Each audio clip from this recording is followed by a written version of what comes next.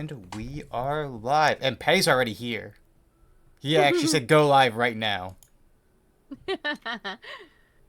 Beautiful.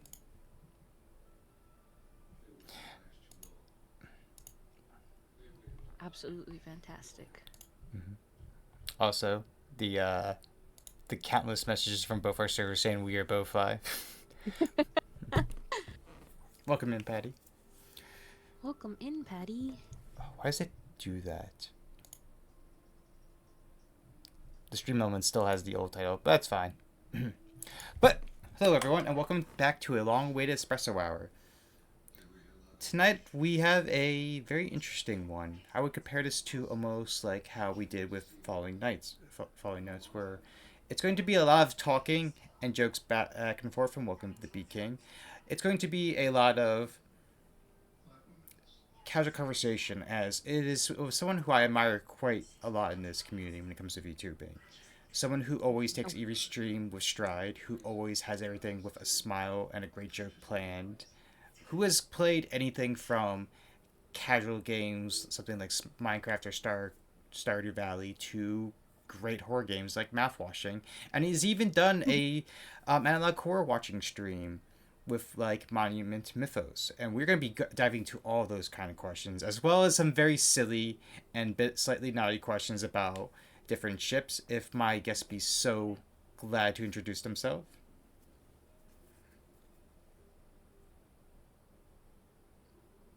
the silence is deafening.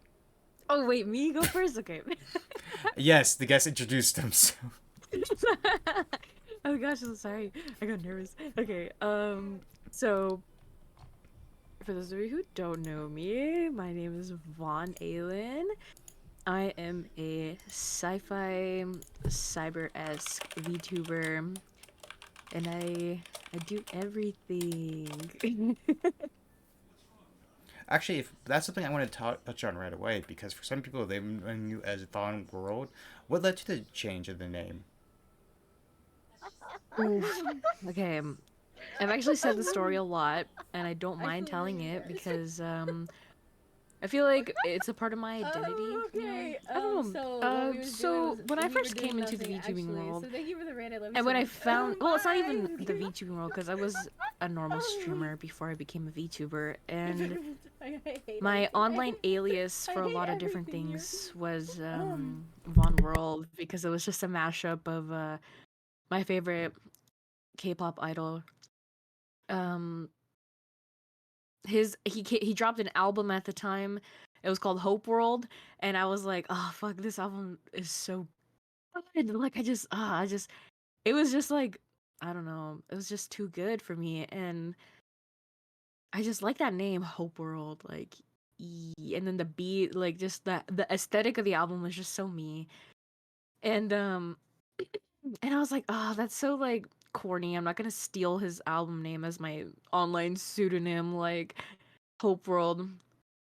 So there was an anime, Zenki no Terror, and Vaughn, means hope in Icelandic, and for after that, forever in a day, it was just Vaughn World.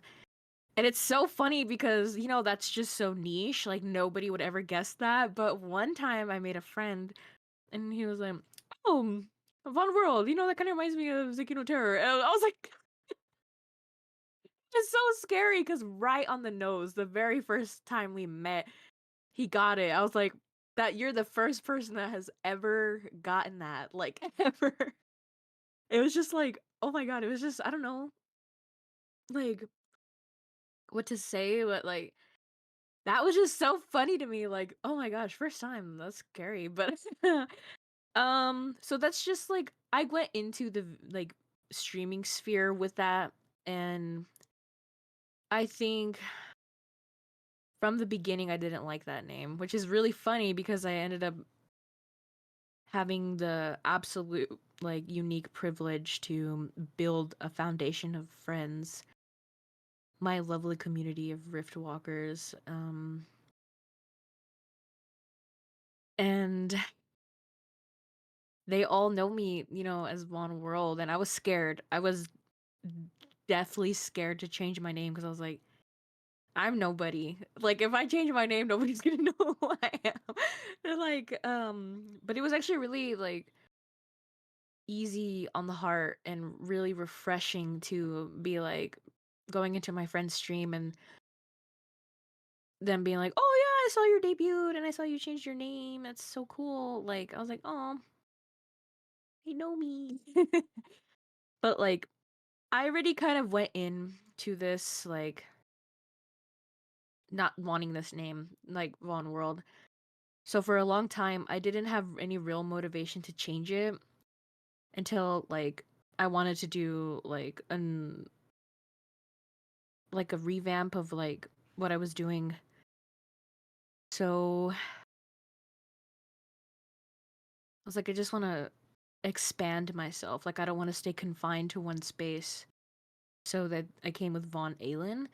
So instead of like Hope World, it's like Hope and Moonlight. I'm not confined to one space of hope. It's like across like it's vastly across the universe. And it's hope everywhere. And it kind of just defines like what I try to put into my streaming sphere. Is that also how the nickname World Star came about? Was because of play on the Vaughn world? Actually, I think World Star came from like strictly from Grindhouse. It was sort of like I don't actually remember what it was saying, but it was in Rin's stream, I think. Grinds, do you know? I see you here. Hi. But like we were joking like forever, like that sounds like Pornhub star's name. I was like, "Oh my god, you're right, but I love it." It's Not funny. not sponsored. Not sponsored. Not sponsored. Okay, so Grindhouse was the one that came up with the nickname. Okay, Hmm. has there been other nicknames that people try to like stick upon you that also have lasted as long as that? Yes. Oh man. One of my favorites, and I'm kind of like ecstatic. Like whenever I see it when I play Fortnite, I get like super excited. I'm like, that's just so cool. Like, man, when Crownser came up with Von Stampede, it was just so funny. But like, it stuck, and I was just like, oh, this makes me feel so cool. Like, it's secretly like, oh, what a freaking awesome nickname. What the heck? I don't know. I just thought it was so cool. It was so fun. Um, and It's always more fun to Rovers, share Von with Stampede, World everyone. Star. I think only Rin calls me this, but I get Von DZ very frequently from them. I think there might be a few more. I know I go by Vonnie a lot too, but yeah, I think World Star and Von Stampede. I mean, I also have Jill's Stingray also saved in my phone as your contact as well. I did have a audience member ask. They're very persistent about this, but it's going to be a great Okay. pivot into your character itself. You have different colored eyes. Is that something that happened naturally? Like, was it called heterochromia, or is that something that was a incident that happened in your backstory? Um, I think it's backstory related.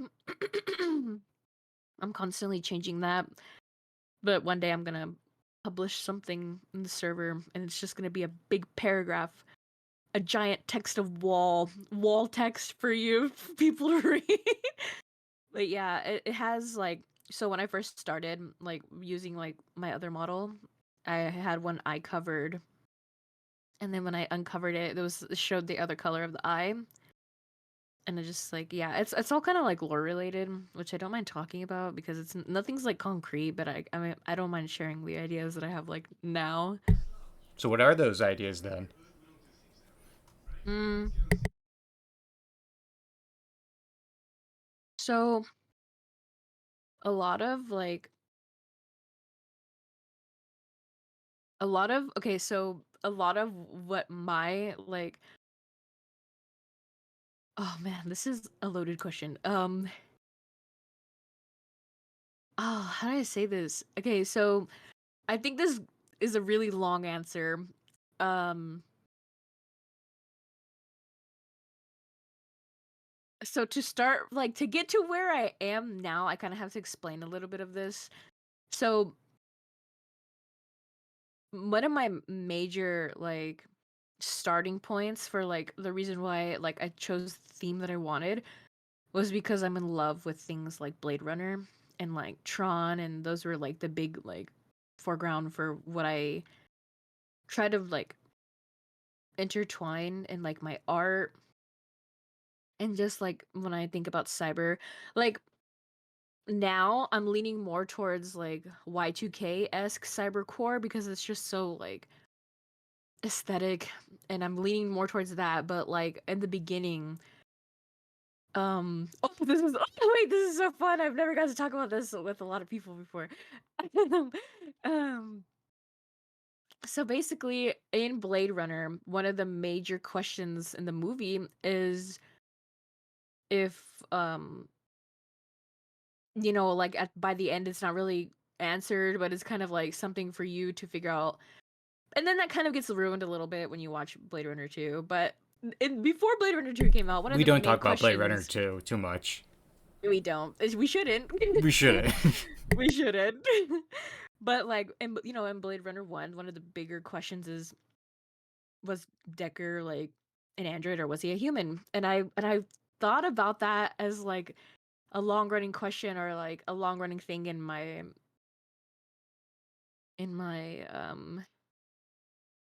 my own VTuber lore, and I only tell my artists this because it's fascinating to me what they choose. I'm like, it's up to people. Like, when people always ask if I'm like a human or an android, I don't answer the question because it's up to you to like give your perception of what you think of me as a person and what you think of like Vaughn as a character.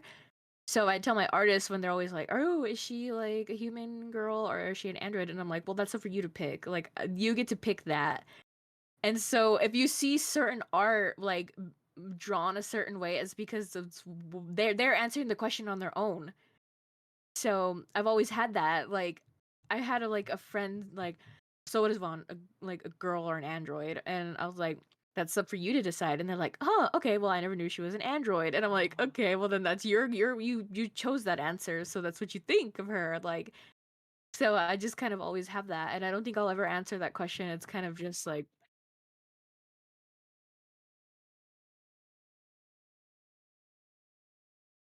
Interesting.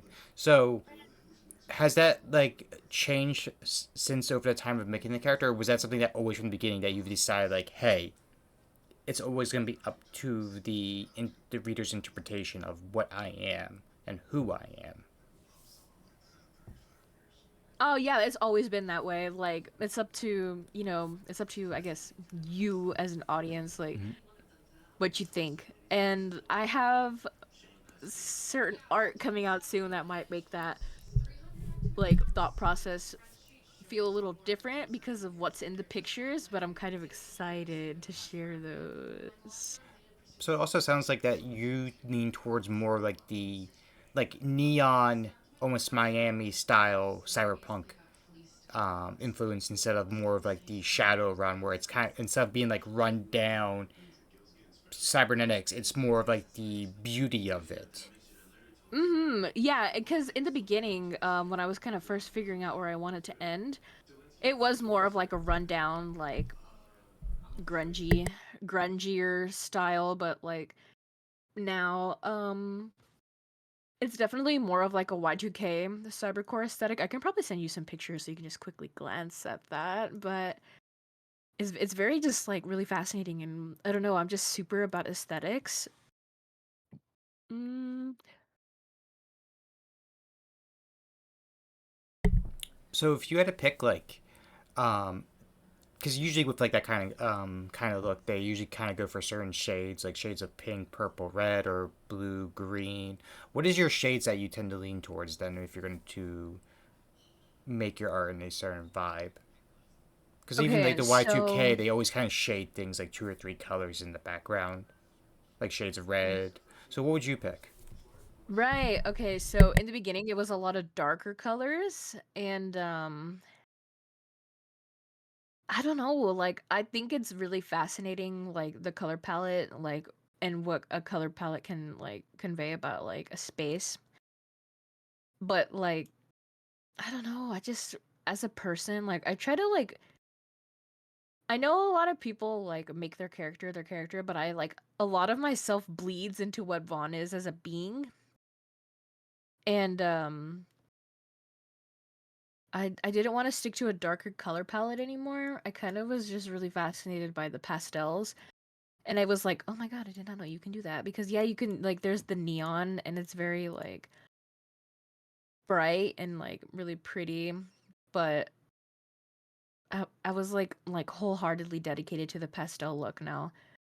Like all of the like lighter colors and like pinks and blues. I think I think everything is more like on the bluer side, and I don't know, like pastel blues, like those neon like pastel blues are just so pretty. So, with your backstory, then, do you have it like tied to the real world as it is? Like, is it like 2060 New York City, or is it kind of like its own world, like its I own think planet, own city names, and the like? I think yes. I haven't really like figured that part out yet, but I will say um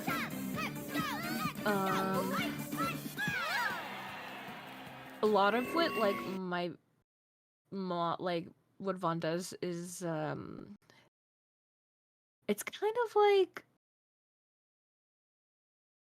of like a have you ever seen the movie Looper? Absolutely. Okay, it's kind of like a soft core version of that. So it's Okay. not that like she's from another like planet, but it's like everywhere and everywhere, anywhere, everywhere, all at once kind of thing. Like Mm-hmm. there is a Vaughn in every universe, but like she's the main Vaughn. So like I made it a funny little thing that if my Vaughn dies, like all of them, there cease to exist a Vaughn in any universe. Okay. Do you have lore reasons that ties Vaughn to streaming, like try and contact other Vaughns out in the other different timelines, trying to get funds to keep yourself going? Is there a lore reason to why you stream? I'm so glad you asked that. I'm so glad you asked that. So it's not, it's really funny because Vaughn actually doesn't know what's going on. Um, so it's kind of like one giant like, what's that movie with Jim Carrey?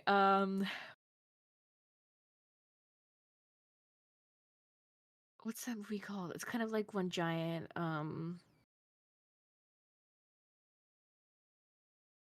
what is that movie called? Oh man, Fake life. The Truman Truman Show. Show. Yeah, Okay. that's like it's like under like the guise of what like the Truman Show is, because Vaughn is under the assumption that she's following a team of people to look for something, and the people that are with her know like are kind of guiding her, so she doesn't know what's happening, but they do. So you'll see who I'm talking about. So she kind of has like a team. And it's funny because the only reason why I thought about making a team for Vaughn in the first place was because when I first started, I was like, I see all these people getting art together, and I was scared. I was actually deathly afraid that nobody wanted to do anything with me, and I didn't want to ever like I don't know what it is, but like I didn't ever want to be in a position where I was alone. So I made myself like you know a more elaborate like person to be in art with, and it kind of like worked out because obviously I'm not alone, but I still use this to like pursue any type of creative endeavor, like to go deeper into what I have. And Vaughn's little teammate is it's actually me and Lucy's love baby, we call it, because we made him together. And I'm actually really excited for you guys to see him. I like how you just say like love baby. Like I'm like, I mean, you can never be alone as long as you have as long as you have me, myself, and I, right? True. So for those who don't know you, what kind of model do you stream with? Um, Currently I stream with a 2D model, which has been really fun because while she is not something of my like own art, I, bought her, which I try to make that transparent as much as possible so people don't think like, oh, she's completely original. I have something though on my throne that helps me, like, that could help me get to the artist that I would like to get to, like, um get like an all original 2D model, and then when I get to that, I would that would be my official model I would stay with like for the remainder of my streaming days. But the reason why I have the model that I have now is because I'm extremely indecisive, and I wanted to give myself a year to with this model to figure out exactly what it is that I wanted. And I love this model, and I talk with the artist who actually made the model and like all her customizations because like she's so sweet. And I was like, yeah, I really love this model, and all like the customizing, like it's just right up my alley. I love playing dress up, one of my Oshis is probably Iron Mouse because for a long time I was like, oh man, everybody in like this VTuber stuff, it's like they either stick with one model or completely rebrand with another outfit. But I'm like, I don't want to do that. I kind of just want to play dress up, and I feel like I should have the right to play dress up. So like at first I was scared. I was like, people are gonna see me changing outfits and be like, dude, what the hell? Like, this is not normal. And I'm like, whip, I'm not normal, so I'm gonna play dress up for as long as I want to. So I constantly play dress up with my model, and it makes me happy. It makes her feel like real for me, and I kind of like that because I love her and like the idea of her. And like my sister called me cocky because I have artwork of my model as my home screen. She was like, "Is that you?" I was like, "Yeah, it's me. Like, I love her." I'm actually surprised it's not like a picture of like Gojo or anything. It used to be a picture of it used to be you sneaky. It was actually previously was a picture of like insanely hot Hugh Jackman, but Ooh, tisk tisk posh posh. he is a handsome gentleman, and Mm-hmm. and I think it still amazes that people don't know that he's theater trained. And when he did it at what was it the Grammys where he did a whole song and dance, and people are like, he can do that. I'm like, he's been doing that for decades. You have not seen The Greatest Showman. Right? That's what I'm talking about. He's fantastic. So you do have a 2D model. So how do you what programs do you use to get your model running? Okay, so what I use to get my model running is I just use VTube Studio and a lot of things that kind of go with it. I've been able to mm, well, I have the Mix It Up bot too that I'm trying to like get that working. It works beside my model, but I just use VTube Studio and Mix It Up. Those are So like the main softwares I use. what streaming program do you use? Are you OBS or Streamlabs person, or do you use something else? Oh, I use OBS. I do not use the Streamlab OBS. Oh, I had to switch from that. It was so terrible. I just use OBS. It makes things so streamlined, but goddamn, does it like to throw problems at me. Oh, I feel it. So, are you a what? Where do you stream on then? Are you a YouTube? Are you a Twitch? Are you something completely off the rails like a Rumble? Oh yeah, just recently, every time I find out about a new like strange incident that's happened. They mention a streaming platform I've never heard of in my life. I was like, okay, where did these come from? But no, I currently stream on Twitch and on YouTube. I multi-stream to YouTube now. That's been really fascinating. At first I was really scared. I was like, nobody's gonna find me on here. And then every other stream, I have new people coming in telling me my models are really pretty and they're really nice. And I was like, oh my gosh, what the heck? So that's fun. Would you recommend multi-streaming for people, or do you think that's more of advanced streaming? Not in the beginning, no. I wouldn't recommend it. Only because I just feel like there's a lot to pay attention to, because even I like forget that I have a YouTube chat sometimes. And then I feel really bad. I'm like, oh my god, I hope you're still here. Hi, I'm not ignoring you. Well, technically I was kind of ignoring you, but like not on purpose.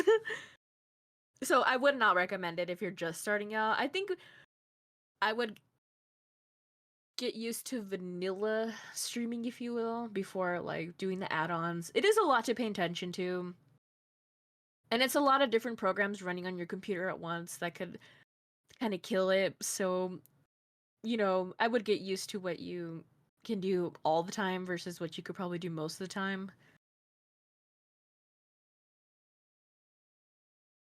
Do you prefer Twitch or YouTube though? I think I probably prefer Twitch at the moment Mm-hmm. because I think it's just easier for reach, and that's always really nice. And I feel like, with the rating system, you can acquire like more like friends and like, Mm-hmm. you visit new people and you see new things and it's easier to connect. I do think the chat system for Twitch is much better than how YouTube is. Mhm. As much as I've liked watching some YouTube streams, there's times where chat is just a mess to try to keep up reading. So I do have to ask, if you weren't streaming, what would you be doing?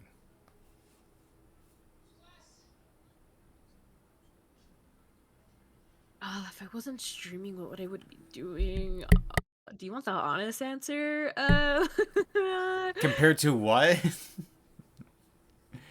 Something tame like reading a book. No, Nah, I give me would the honest definitely, I would definitely be reading, but not a book. Go on.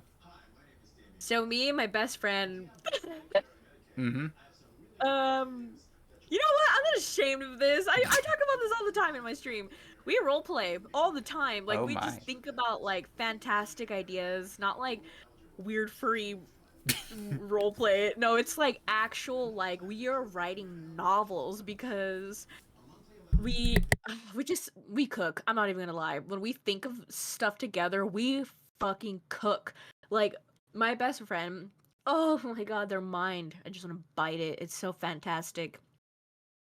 Like we could probably publish a book. I'm not even lying. It's not like weird role play stuff like asterisks, like hugs, asterisks. No, this is like literature like we're writing. Like it's just so fantastic. Like and it doesn't have to be that deep or that serious. It's just us kind of like fucking around, but um it's hold on one second, sorry.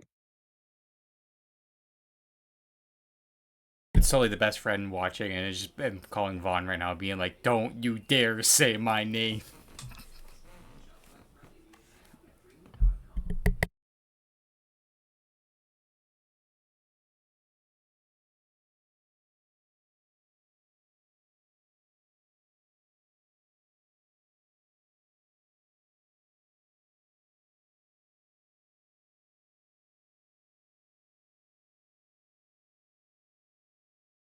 Okay, sorry about that. Also, I'm gonna name drop them because Oh. we're not ashamed. Okay. We are not ashamed. It's just Lucy. Me and Lucy, we Oh. ride all the time together. Is Zusi a VTuber as well? They want to be a VTuber, Oh, but okay. they don't have the space for that right now, and or the time. But it's something that they want to do, and I'm, you know, um, not to cry or anything, but they've been like even when they like didn't have time, like, and we only had a few times like to hang out, like they would be like, let's hang out later, you will stream, like we're gonna get this off the ground. And like even all the time now, they're like, I'm just so proud of you and like what you've done, and I'm just like, I could have done it without you. What the hell? Like, I don't know. It's so funny, but like yeah. So if I wasn't streaming, we would definitely be writing, or what would I be doing? I would definitely be writing, and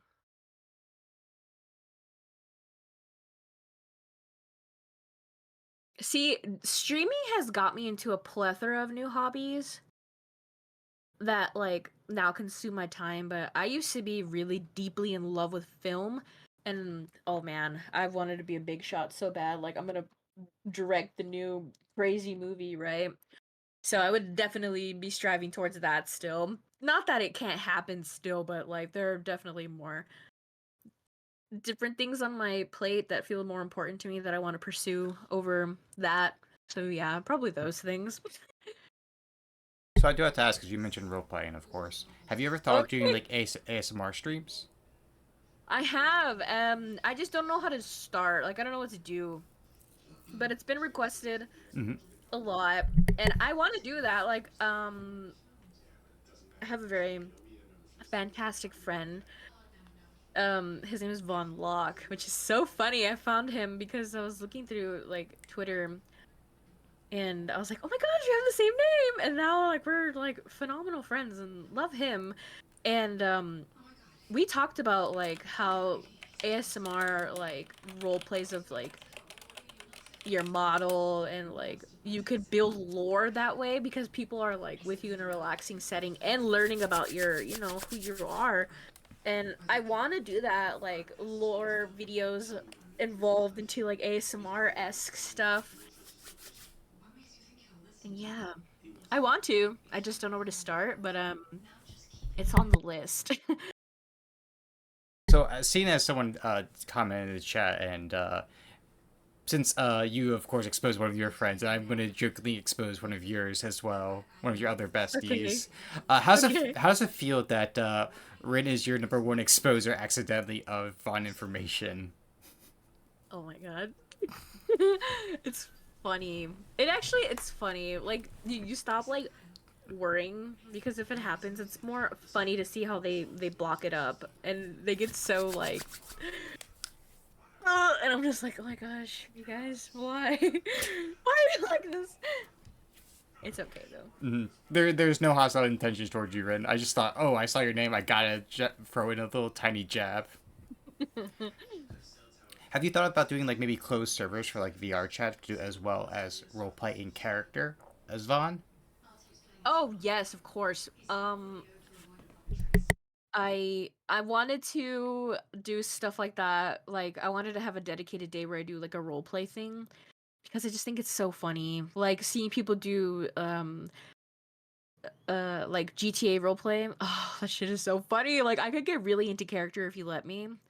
And that's why like I was super excited when we were, you know, doing the Valhalla stuff and like doing like the voice acting things, and like being able to try to really immerse myself into those characters, and like I don't know, I just love that kind of thing.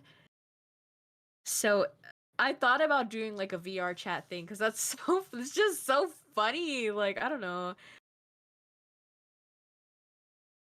My thing is it like my thing completely is not, is this gonna be good? Is, are we gonna have fun? Am I gonna laugh my ass off? That's my thing. Like I don't want it to be good. I just want it to be funny. Like I just want us to have fun. Like oops, shut your mouth. Six Anyway, 35. Uh huh.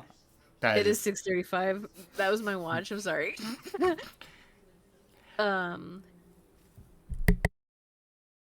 and yeah, that's you know, that's about it for that. have you maybe thought about something a bit more easier then and stuff like VR chat? Maybe like there's a lot of roleplay Minecraft servers from like Garfield to Dream to even like VTuber groups having some. Have you thought about making maybe a Minecraft server that's role play only?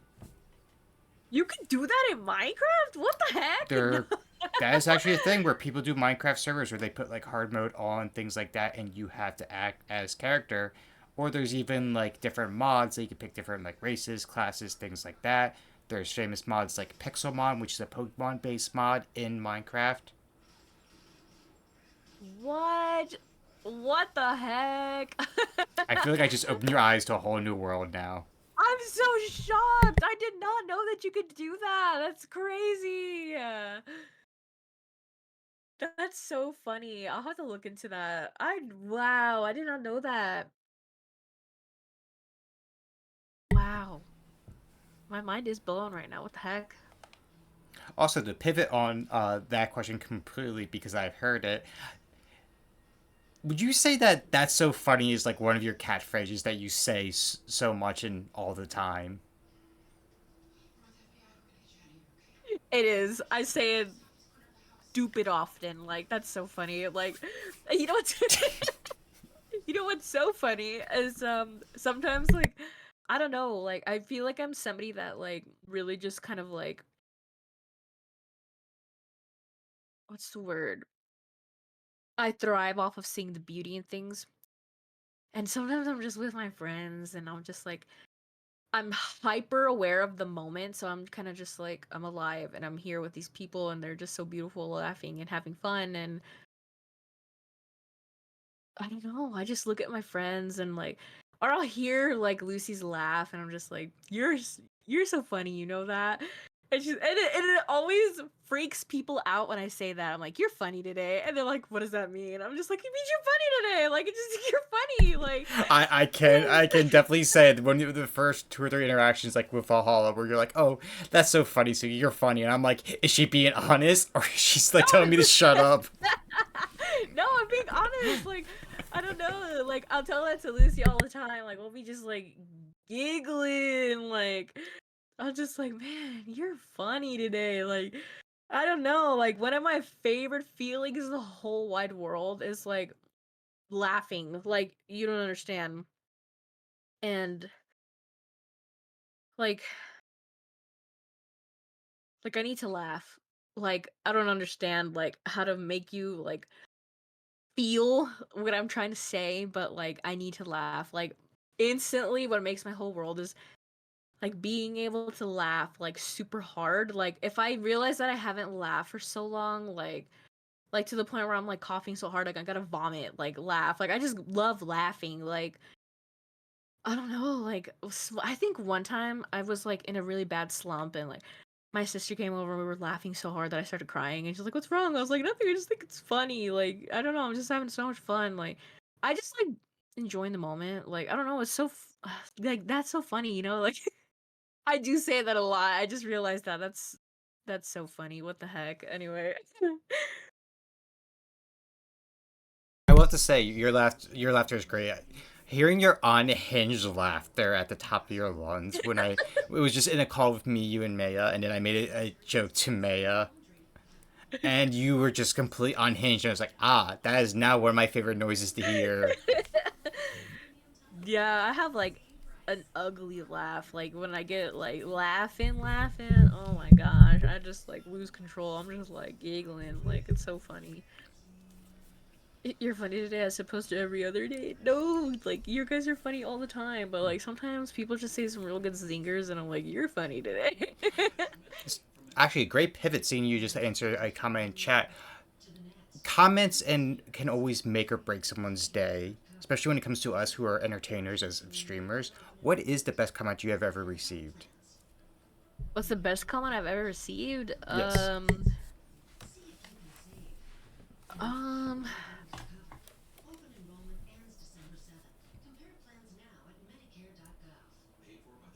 mm, the best comment I've ever received. Holy crap. Um This isn't the best one, but this is the funniest one I've ever seen. Um somebody came into my chat and was like, "The game you're playing is boring as hell, but I like you, so I'm staying." I was like, "Okay." I don't know what to say to that, but okay. Perfect, right? Right? I was like, "What the heck, man?" But what's the best comment I've ever received?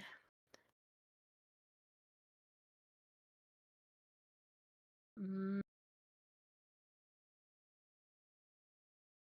Actually, this is funny because I don't think I have a best comment I've ever received, but it's more or less who it's coming from. And it's not even who it's coming from, but every now and then I'll peek in at who's like lurking in my streams. And when I see certain names, like I'm just like, oh my god, you've been there since like 1.01, and it makes me really happy. I think what you're trying to say to your chat and community is that they don't compliment you enough, and they should comment and compliment you even more in your streams now. Oh my gosh, no. Um. Oh, actually, it wasn't a comment said in chat, but it Mhm. was in another interview one time. Okay. And they're like, I was like, whenever I think I said whenever I'm backed up in a corner, like, or like, oh, what did I say? I said something like it's so nice to be able to have my community when I don't want to even be in my own corner. And they said, okay, well, we'll form a circle around you then, so you'll never be in another corner again. I was like, Just, okay. just T-pose on you. Yeah, I'll take it. So you did mention like your Oshi, which was like Iron Mouse and such. Is there one event that inspired you to do VTubing? Say that again? Was there one event that inspired you to do VTubing? One event. Or was it just spur of the moment? It was definitely like a spur of the moment kind of thing because I've always wanted to do streaming, but I was like, oh, I want to keep my privacy for. I don't feel comfortable saying the reason why on screen, but like I can tell like you later. But like I'm curious, so sir. privacy was like number one for me, and I think like when I found out about this and like her and she was just so funny. I was like, oh my gosh, what the hell? And I just watched her like all the time. And then like my friend was like, "Yeah, you with this free model," which was like the Vroid model. I was like, "Holy crap, a whole new world." Speaking of like the privacy though, you have family that knows you do VTubing. Did it embarrass you to tell them when you first started out?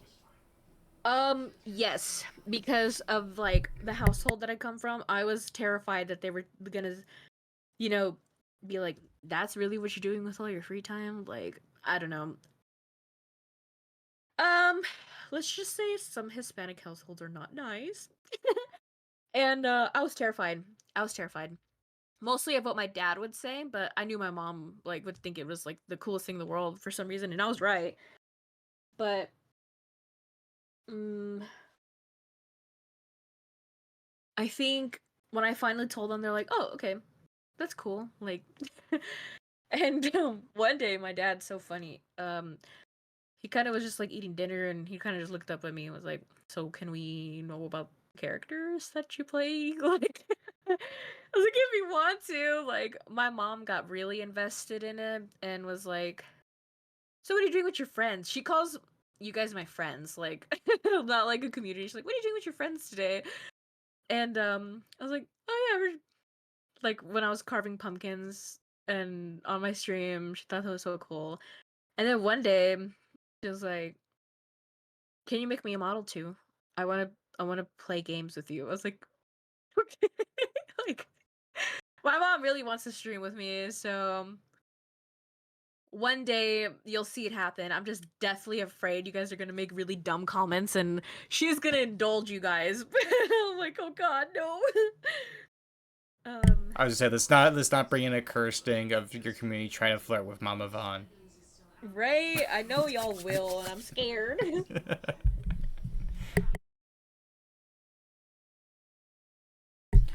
Do you think you would change what you collabed in with your mom compared to what you normally stream? Because you've done anything from watching like horror videos to playing horror games to doing games like Valhalla, which is definitely geared more toward 18 plus audience, would you pick something completely different if you were to collab with Mama Vaughn? Yes and no, because my mom thinks like all that raunchy stuff is funny. Like she just laughs. Like so if we did something, she would probably like smack me on the arm and be like, "What is this?" But then like laugh and then like get into it, and I'd be like, "Oh my god, what are you doing?" Like she wouldn't like if like there was something like along the lines of like a simping thing, she definitely would be like, "Yeah, he's hot. Oh no, he's ugly." Like she's just brutally honest about like a lot of the husbands that I like. You know what you could do is a smash or pass with Mama Vaughn. True.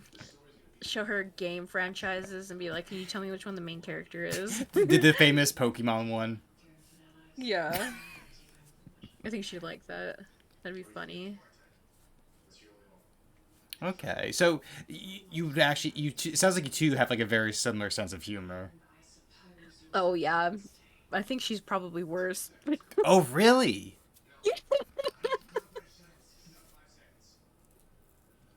She's funny.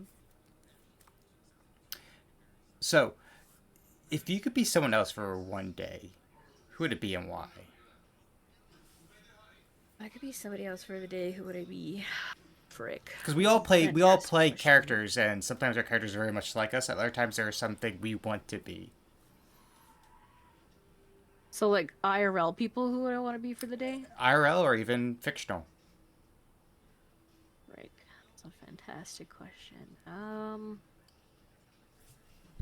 I always think about like other people's like universes and like what kind of role I would play. Role play. Just kidding. That's who would I be for the day? I'm surprised you didn't say you goes you right. Be like, nah, I win. No, I gotta be smart. I'd be ghetto so I can kiss Gojo. Haha. Anyway. Well, don't you worry. We're gonna get to that question later. Who would I be for the day? What the heck? That's a good one.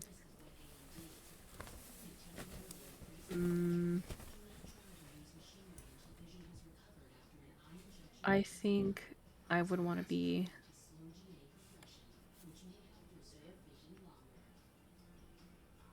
Okay, for fake people, I would want to be.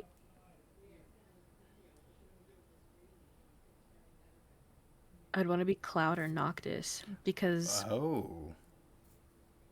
I don't know why like talking about this makes me tear up because I'm just like I remember watching one of the trailers for the Final Fantasy games and I just started crying. I was like, "Oh, how like fantastic it is to be a part of a world that depends on you and counts on you and like being so important to one's journey, like it's make or break and like it's crazy like what like Final Fantasy does as like a concept. It's just I love it. It's forever in my heart. It's like my biggest like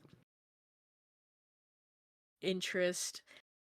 Like I don't know, like I think those two because like they're just fellas trying their best, but like and they get the hardship and it's kind of like I'm trying my best. Holy crap, I'm trying my best so hard and it's really hard, but we're getting the damn thing done.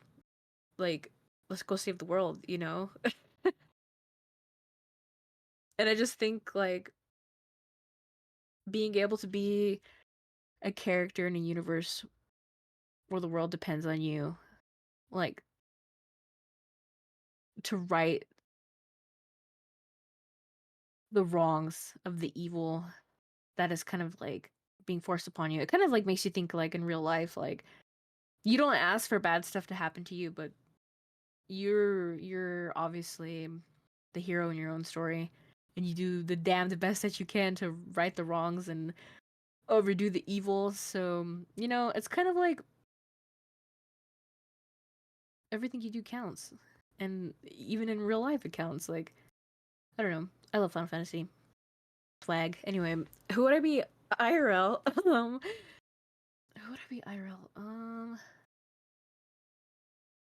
Oh my god, I'd be Robbie Damon because he's fucking cool. I love Robbie Damon. Very fair. I can't argue that choice right there. So we did touch on it briefly. Who are your favorite VTubers? Four of my favorite VTubers. All right, Mm-hmm. I'm gonna go fast. Keep up now. Miss Okay. Maya Sakusan, Mr. Suki no Usagi 104. This is strictly VTubers. Fuck. Okay. Iron Mouse. Kenji's funny. Sayu VTuber, hilarious. Love him. I love all my friends though. They're fantastic. But like I guess like other people too, like, oh, there's this one VTuber that I think is really cool. His name is KO. Love watching his streams. I just laugh. Kenji though, anytime I tune into a Kenji stream, I'm always cracking the hell up. He's so funny. All your friends will notice what names you said first, so don't feel pressured. So this question is actually funny because of how it is phrased, but it's even funnier due to I think the slight inside joke. When did you first realize you were famous? When did I first realize I was famous? Yes, you. I don't think I'm famous. What qualifies one to be famous? I say, look at your whole channel, look at your whole career. That's a pretty noteworthy thing. But was there any moments that where someone knew you ahead of time, like whether it be a collab, or you were popping in as a guest on someone else's stream, where they immediately noticed, like, oh, that's Vaughn? I've not had that moment yet, but I think that's my dream. I want to be able to go into somebody's stream and be like, and then be like, holy shit, it's fun. That's my dream. You know what's funny? Anytime I go into somebody's stream, they automatically think I'm a dude. Like, they think I'm a boy, and I'm just like, it's funny to me, but I know that's not really funny for a lot of other people for very extremely valid reasons. But I think it's funny. Like, they'll be like, "What's up, dude? How's it going, bro?" I got called pretty boy in someone's stream. I was like, interesting. Carry on. What you're saying, Vaughn? You don't want to get some brewskis, broski? Oh, we could go, bro. You told me that before, and I was like, really? They think that? And it always blew my mind every time you're like, yeah, Yeah. people mistake me, and I'm like Vaughn, Vaughn. Mm. Every single time, it never fails. I'm like, okay, I don't know what you want from me. So you also have been streaming for quite a bit of time. Would you have done anything differently now, looking back? Um, I know a lot of people want to go, no, I didn't change a thing. Hell yeah, I would. I changed a whole lot of different things. I would take well, if I can go back in time and grab my shoulders and aggressively shake the shit out of myself, I'd be like, take your time and stop being so goddamn antsy. Like, your desk setup is not gonna get up and run away from you. Like, just take the time to actually learn about the programs that you're using and don't just hit start. Like, yes, scuff is funny, but like having a decently good setup in the beginning, like, it's just the foreground for you to run. Like, I don't know. Like, I've always had audio issues, and like, me and Lucy love them, but looking back at a lot of like my Your Turn to Die VODs, the audio is just trash. You can barely hear Lucy, and we laugh about it now, but like if I can go back in time and fix a lot of different things, I'd take my time with those kind of like advanced technicalities, if you will. And I would tell myself, like, I would slap the ever loving fuck out of myself and be like, stop being so trusting of certain people. Jesus Christ, they're gonna ruin your life. I won't name names, but I digress. That'd be funny. Like, I will name names and just drop them right there. If I was braver, I would. I feel like, and I'm not going to say anything, but I feel like if you know, and leave it at that. Oh, yeah, for sure. Though I do have to say though, Your Turn to Die, go to game choice. Have they ever finished that game though?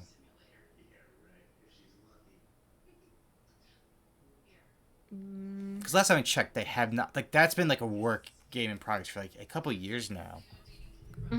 Yeah. We're waiting for the last chapter. That's what I And last saw was the last chapter waiting. yeah, me and Lucy agreed though, when we do the whole thing over again with the last chapter, we want to get other people involved to do voice acting for it, because last time it was just us two sharing the voices, but I think it'd be so much more fun to like involve other people in that. So when that chapter comes out, we're gonna do that. Speaking of doing questions, voices and everything, what game has been your favorite to like voice characters in?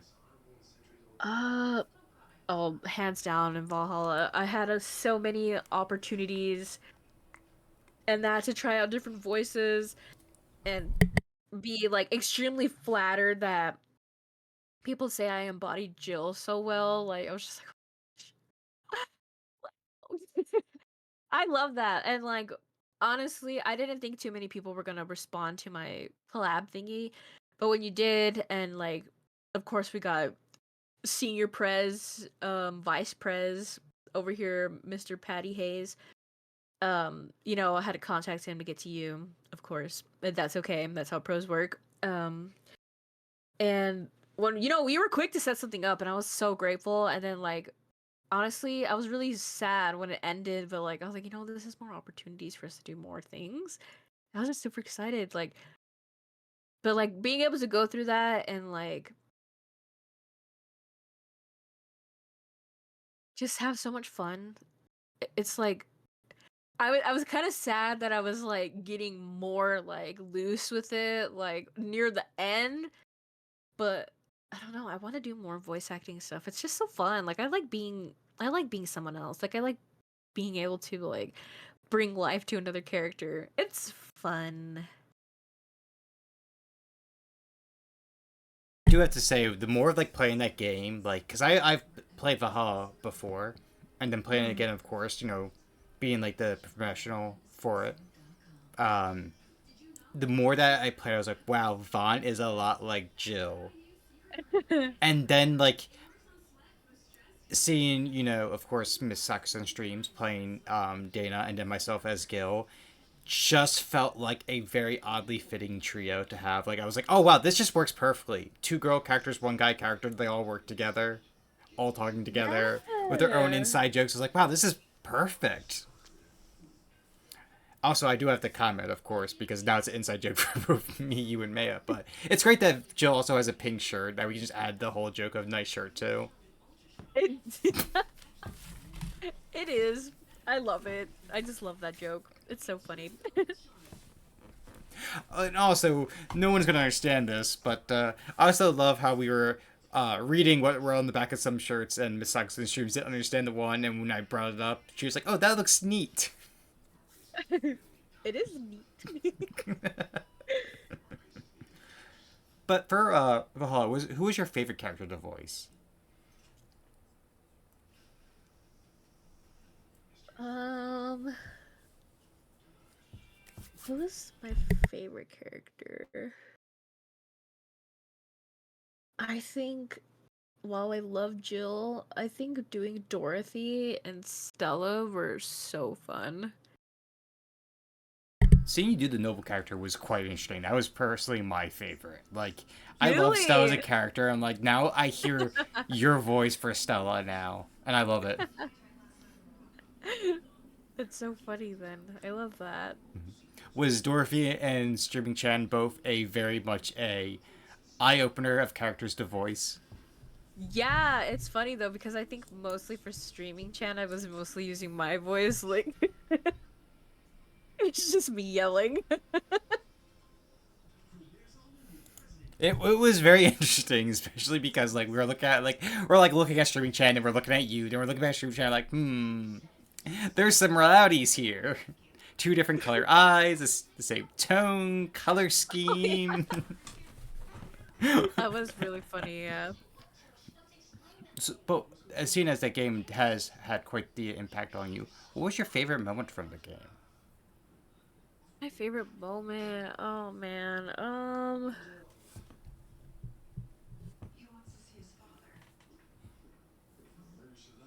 I think one of my favorite moments. I think it's cheap to say the ending because the ending is fun, like seeing all the little stories. But like, my favorite moment was like the height of it all with say the bank. Like it's just so like it wasn't like one of those weird little game thingies where it's like, oh, something happened at the bank, never brings it up again. Like there was some real like paying attention to that moment and it was really cool. Also, to answer Granados' question of like, y'all gonna play Nirvana whenever that drops, we have already agreed we are going to do Nirvana, and furthermore, there is the group that has made Valhalla has also made other games. Some that are smaller size bite visual novels. We've already agreed that we are going Ooh. to do the Valhalla kids game where they're all in a high school as high school students trying to solve a Yeah. mystery. We already said we're going to do that because we think it would be really funny to do. So yes, Grindhouse, to answer Mhm. your question, we will when Nirvana Mm. comes out, which is even greater because from what it sounds like from the main character, who's the bartender for Nirvana, is also a Lilum. So Really? that just feels so fitting. Actually, on that note as well, did you feel a sense of connection with how they treated them in that game where a lot of them felt very close to human, especially with Dorothy trying to figure out if she really exists or not? Oh yeah, I love that like whole aspect just because like I'm like deeply in love with games like Nier and like no spoilers if some I know like suddenly people are playing Nier, which is fucking fantastic because I love Nier, but I think like the premise of those games is like, like wanting to feel real, what makes us human and like I guess finding your own things to like quote unquote like live for and like you see a lot of that like going on with Dorothy and that was really just fascinating and I really loved how they made her like kind of silly about it but like she was scared. Like you could tell she was scared and I kind of liked that. Like it was just fascinating to see like how do I know I'm real? Like what makes us human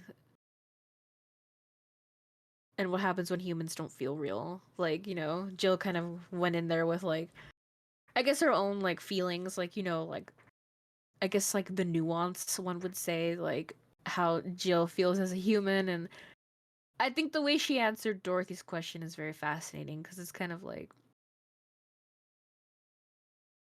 not all black and white and sometimes it is black and white and that's okay. I do agree because I think as weird as this sounds to take from another game, pretty much the whole title is "The World Ends with You," is that Mm. I mean, of course, I'm not going to bring religion into it, but as far as you know, the world ends when you close your eyes. Mm. So make of it as you will.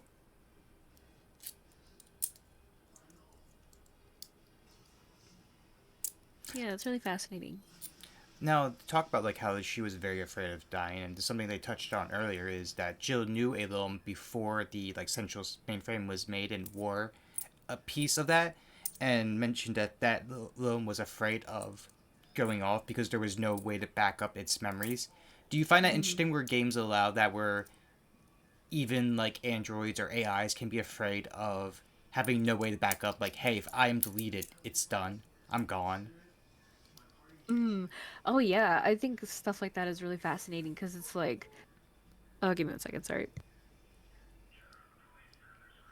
It's not to watch this time.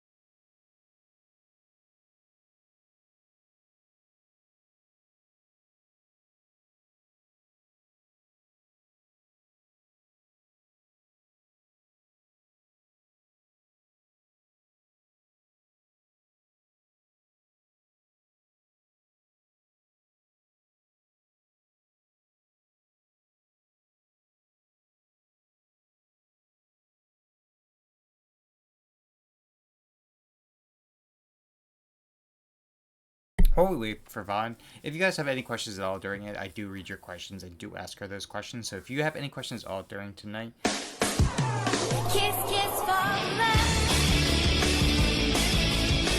Hey, hey, hey. feel free to ask the questions.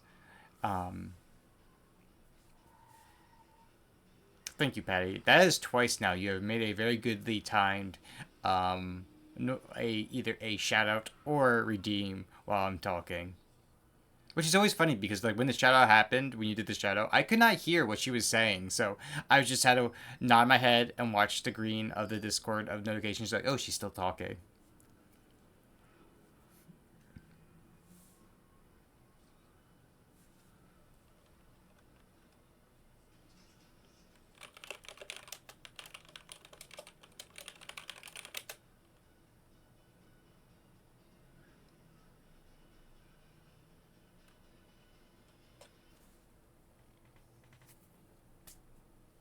I am hoping that whatever is going on for Von Zen is just a, family interruption and not anything serious. We always make sure that our guests are always safe and safe.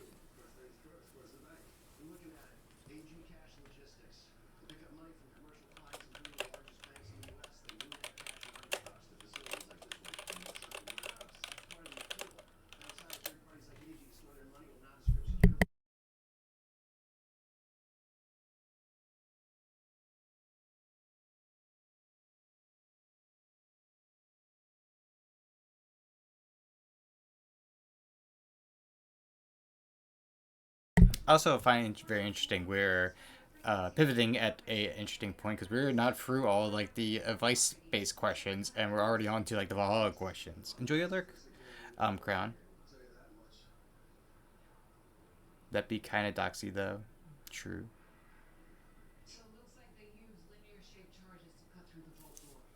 We do miss Crown very much. Mori is not enough. I need more collabs with Crown.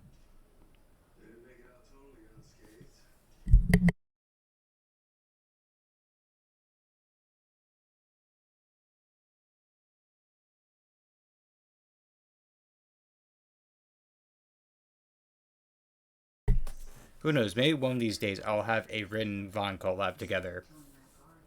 I'll wrangle those two cats into like the same spot to do a stream together. Welcome back, Von. What? Thanks. Sorry. Welcome back. Thank you. Did you need me to repeat the question? Or do you want to move on? No, actually, I don't think I even got to answer the question. So You I will didn't. real You quick. were like about to speak and then like, oops, I gotta go. Sorry, I don't know why there's so much commotion happening in my house tonight. However, I think the premise of like being afraid to like, I guess like, of like eternal death for an android, it's kind of like, it's maybe because they don't know what happens if they continue the cycle, but like, I think that's kind of like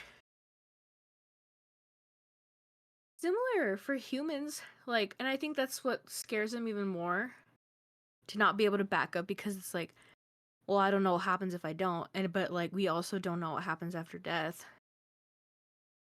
So it's just like a fascinating little cycle. I could like throw everything back to Nier because it's just what it is too, and it's just really fascinating. Like even 9S was like, some stuff with him. I don't want to spoil anything, but I want to play that game so much, but the amount of endings and the urge to like 100% something, like, puts me off a bit. well, it depends on which Nier you want to play. Like, but oh my god, I can't like recommend it enough. It's fantastic, and I think you'd have a fantastic time playing it. So speaking of like different games as well, because we're on that note, you've played mouthwashing very recently. Yes, I have. What was that game like? So before I went into mouthwashing, I was familiar with the characters art-wise. I didn't know anything about them. I tried to go in as blind as possible because I just wanted to play the game so bad, and like seeing all the art, and I was like, oh my gosh, this has such a dedicated fandom. That means this shit is good. And I went in and it kind of just knocked my socks off. Like, I went through quite literally all stages of grief in one sitting, and it was kind of funny. Like, what the hell? The writing, phenomenal. Ugh, it was just so good. Like, like attention to details, fantastic. It was just so good. Like, and it really makes you think. And it's not one of those like what I like to call cheap horror games. That's like, oh no, like that's happening and it's sad or it's scary because it jump scared me. But you genuinely feel scared and you genuinely feel sad and you like it's just there's so much happening and a lot of it looks like it doesn't make sense. But it I think mouthwashing is a game that kind of acquires your attention and it's holding your hand not to guide you because it's pretty linear as a game, but it's not holding your hand to guide you, but it's holding your hands to pull you in, stare you in the eyes, and tell you to take responsibility. You got the game, so play it and pay attention. I have a story to tell you, so pay attention. And I love that, actually.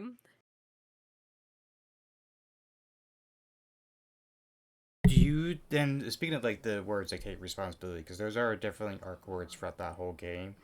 Do you think the phrase that's often used by multiple characters in that game, "Our worst moments don't make us monsters," a true statement? I think it kind of depends for each character, doesn't it? Well, go on. Tell me what you think about that then. Mm, well, I think like when you see take responsibility for like Jimmy as a character and for Curly as a character, it kind of confuses you because you want to think of Curly as the good guy, but in actuality, he's kind of not. Like, and I think it kind of forces in your face like it's very subtle, which I really like because I think when games take really serious themes and they're like I'm shoving this in your face. Look what this guy did. And it's like a very serious crime and it's very uncomfortable, but it's kind of like if you're paying attention, you'll get everything. Like, you know what I'm talking about? I don't really want to say it out loud, but like especially with like what happened with Anya, like you can't tell that to somebody that happened to you and then being like, "Oh, well they're just silly. They're not like that." Like that doesn't change the fact that that happened to somebody.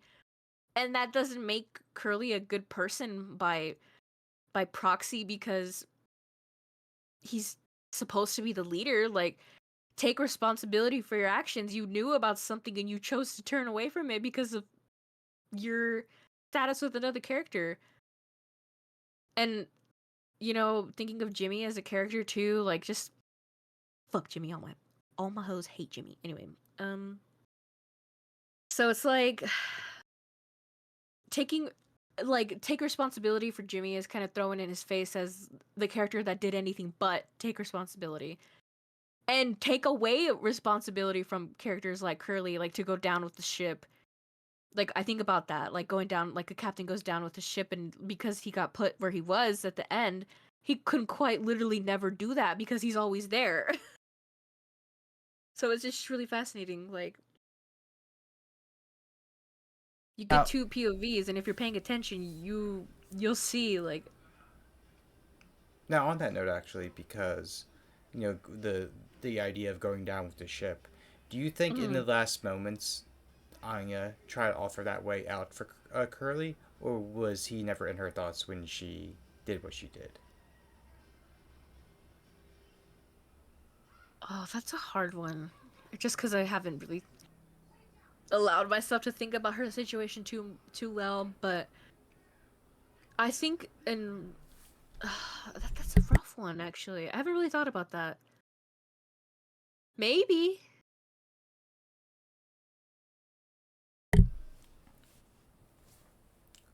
I do have to ask us as well because the game does have quite a few jump scares and scary segments. What was the one that Mm. like made you jump the most? Um, jump scare that made me jump the most.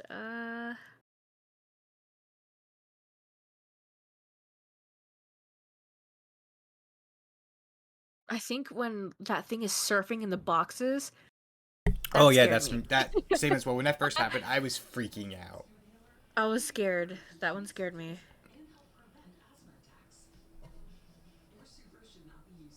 Now to turn away from the bit of well, actually, we can stay on the horror for a moment. So, Hmm. tell me about your Monty Mifo streams as well as your analog horror watch along. Is this something you will do again? Yes, it is something I would do again because I love that type of horror, like analog horror or liminal space horror, because or like stuff like SCP. It's just so freaking fantastic because you're taking a very niche concept and giving it to a group of people that are being so incredibly creative with it. Like Monument Mythos, like taking like something as like simple in concept of like, people coming to America and turning it into, well, when we came to America, we were freaking terrified because the Statue of Liberty was actually a goddamn monster. Like like it's just so fascinating. Like who thinks of that? Like that's just so freaking cool to me. Like I just think the premise of like taking mundane things and giving them like an eldritch horror type vibe is fascinating. Gosh, I can read about that kind of stuff all day. I love it.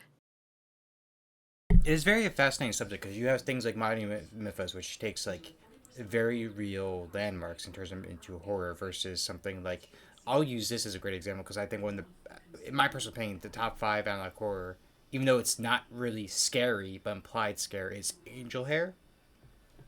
Something that teaches like actually Yes. wonderful lessons with its videos, to something like the Mandela catalog, which are giving you videos like, hey, here are things that are going on in your neighborhood, like instruction videos that get twisted with it, Um. to games like Cat Ghost, where they give you videos, but more importantly, they give you games almost in every video to download and play, which gives you all the lore. You have different ways to approach the analog horror in different formats and different ways to give your message. Oh, for sure. Like Angel Hair. Oh man, I was just so incredibly shocked by how wholesome some type of this like analog horror could be. Like I thought it was so beautiful. Like it has its own like oh no moments, but it's so beautiful. Like what it's supposed to represent and like what it's doing. Like and it's so well put together and it's not boring. Like people like if you compare like well you can't really compare them because I just don't think you can, but so like if you were though to compare like Angel Hair with Mandela Catalog, like with Mandela Catalog it kind of just like I would like to believe that Mandela Catalog kind of like pushed the analog horror like back on its wheels again to get a lot of people hooked into like what analog horror is as like a genre, and it's really good. I won't lie. I thought it was really good. And just for me, like we don't have to get like specifics just because you didn't want to talk about religion, which I'm extremely valid, and I don't either. But it's just the fact that there was religious horror in Mandela Catalog, that it got me because of IRL things, and like I was like, ooh, spooky, like, and yeah, I just think the downfall, the only like real con for me with Mandela Catalog is its copycats, and they're bad. They're really bad, and I'm just like, you're ruining a good thing. Leave it alone. I do agree with that because I think I do agree with you that how it brought it onto the map. I just think once you get past it and see other ones like Vita Carnus, Greylock, um, back rooms with Kane, anything that Kane Pixels really honestly touches, you start to see that Mandela Catalog is not as good as the Juggernauts, I would say. Yes, I can agree with that. Like it's good, but you just opened the door. You need to step Yeah, inside now to see what there is to offer. because I I think like 100% agree with because I that. think like storytelling, Monument Verse is better with like the whole Nixon verse and Dean verse. I think Angel Hair is much better storytelling, but I think like things like Greylock and Vita Carnus have much better scares. Like there are moments where like Mhm. Greylock where I was freaking terrified. because one of the monsters could like mimic voices, and then you get like a point of view as something behind a set of doors is mimicking like a little girl, and then it coming through the doors Mhm. at you with live action, puppetry and someone wearing a bodysuit. It immediately sets a tone of like, oh, we're going here. Or in Greylock, they actually did a thing like being, like a few beings fused together monster with actually live effects. I'm like, oh, we're going here. We're actually going as far as we can push the YouTube rules and relegation when it comes to horror. Right. Is there like is then if you had to pick like three like analog horrors and to recommend to people, what would you pick? To like, hey, Mm, these are the gems. This is the format you want to follow. I think. I think lately I'm trying to get more into cosmic horror. So if anybody can recommend anything for that for me, that'd be fantastic. Oh, don't you worry, my I child. think though. I think though, probably. Uh, um, mm,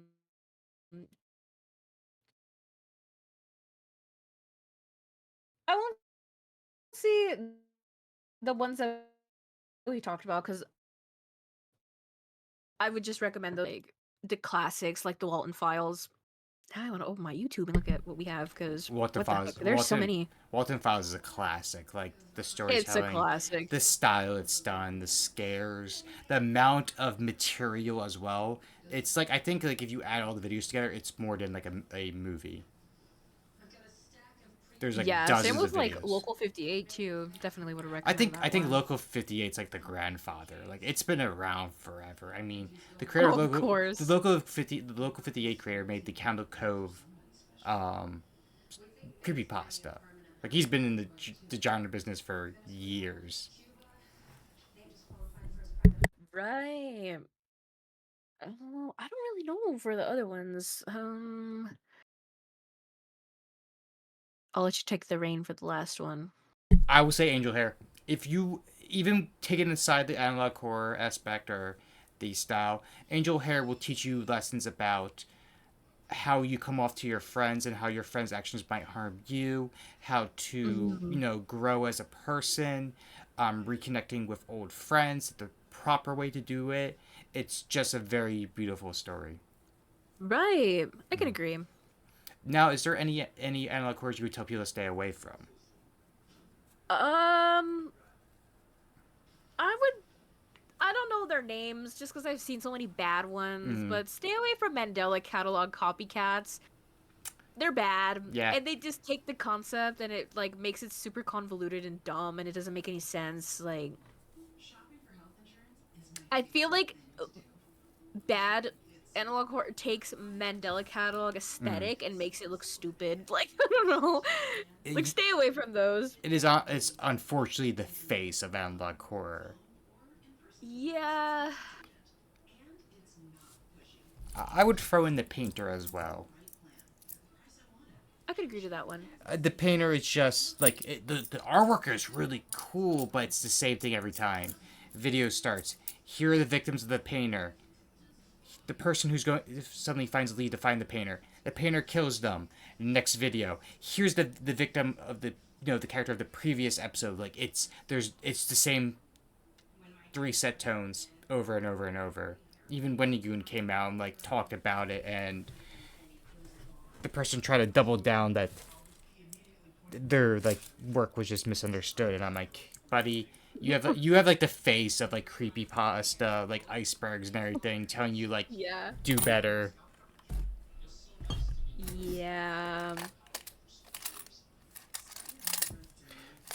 So I'm assuming then you'd be very open to you're getting called out here, Grindhouse, if you're still here. You and Grindhouse doing a tier ranking videos of tier ranking video of analog horror.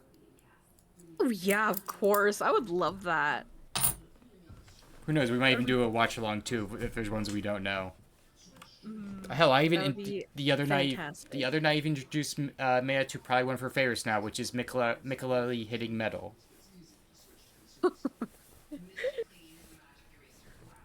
That'll do it. That will do it. So, to also just move away a bit from like the horror aspect that we've been on for a good tangent, and two about your career as well. Is there any advice you would give to someone that's starting out in VTubing? Um, is there any advice? I think the biggest piece of advice that I can give to somebody that isn't already hearing like the be yourself, do what makes you happy.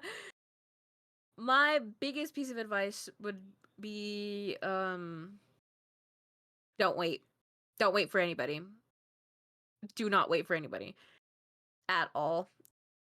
Especially if you think the people that are in your group are constantly flaking out on you. Like, I say this and I feel bad because I haven't been able to do some of my own collabs just because life has been stupid busy, but I still, like, love hanging out and doing my collabs when I can.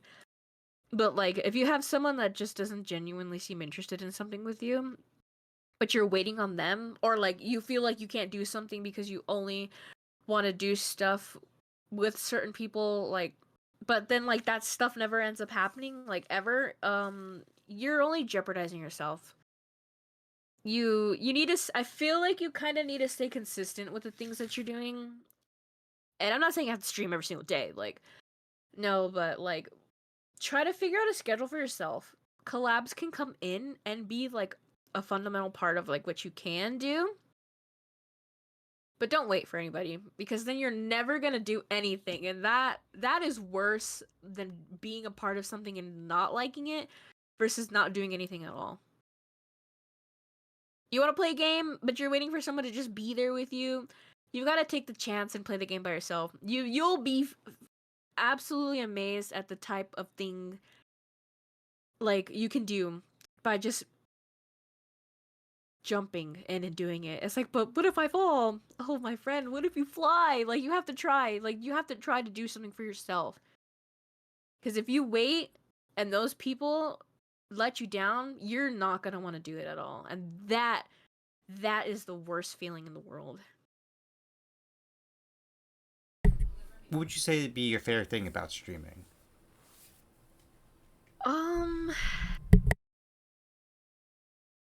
Getting to meet new people, getting to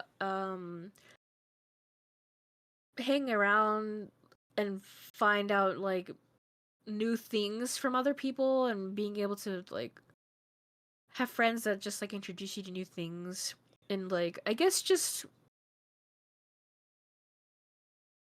hanging out. Like, I don't know, like I don't like to stream if I'm not in a good mood.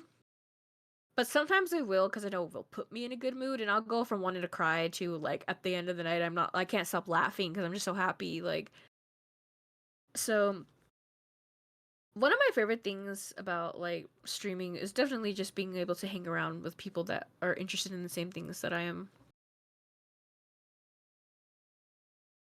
Now, for the other side of the coin, what do you think is your least favorite thing about streaming?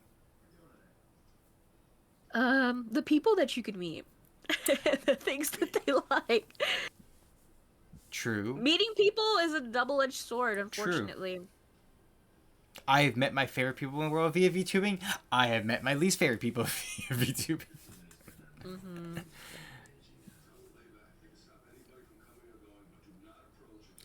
It's rough.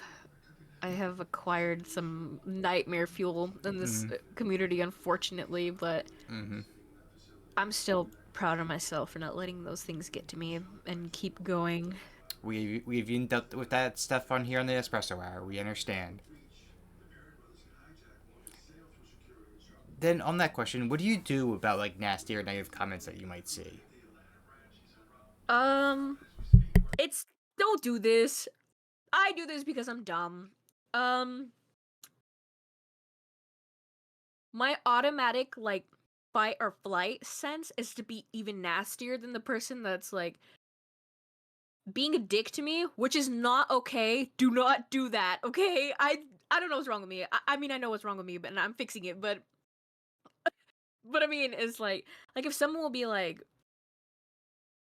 if someone will say something really stupid to me, I'll be like, I will shoot back with something and it quiets them. Or I will say something like, "Oh, look who came in here look who came in here wanting attention." And then like somebody actually came into my stream saying some like off the wall nonsense bullshit. And because I wasn't paying attention to what they were saying like on purpose, they were like, "Oh, I really like this game." And the switch flips because they realize they're not getting the attention that they want. And then they become a decent human being, and then I'm just like, "Yeah, it is a really good game." Now, what did we learn from writing those stupid things and not getting the attention that you want? And they'll be like, some of them will apologize, and then they'll come back and be decent people later. But some of them will like come to my chat and say some like stupid stuff, and then like leave, and I'm just like, your mother's ashamed of you. The moral of the lesson for today, people, is get even. Whip. Now, again, like to like mention about like new people and everything, is there any equipment you would recommend for like newer people that are trying to stream? I think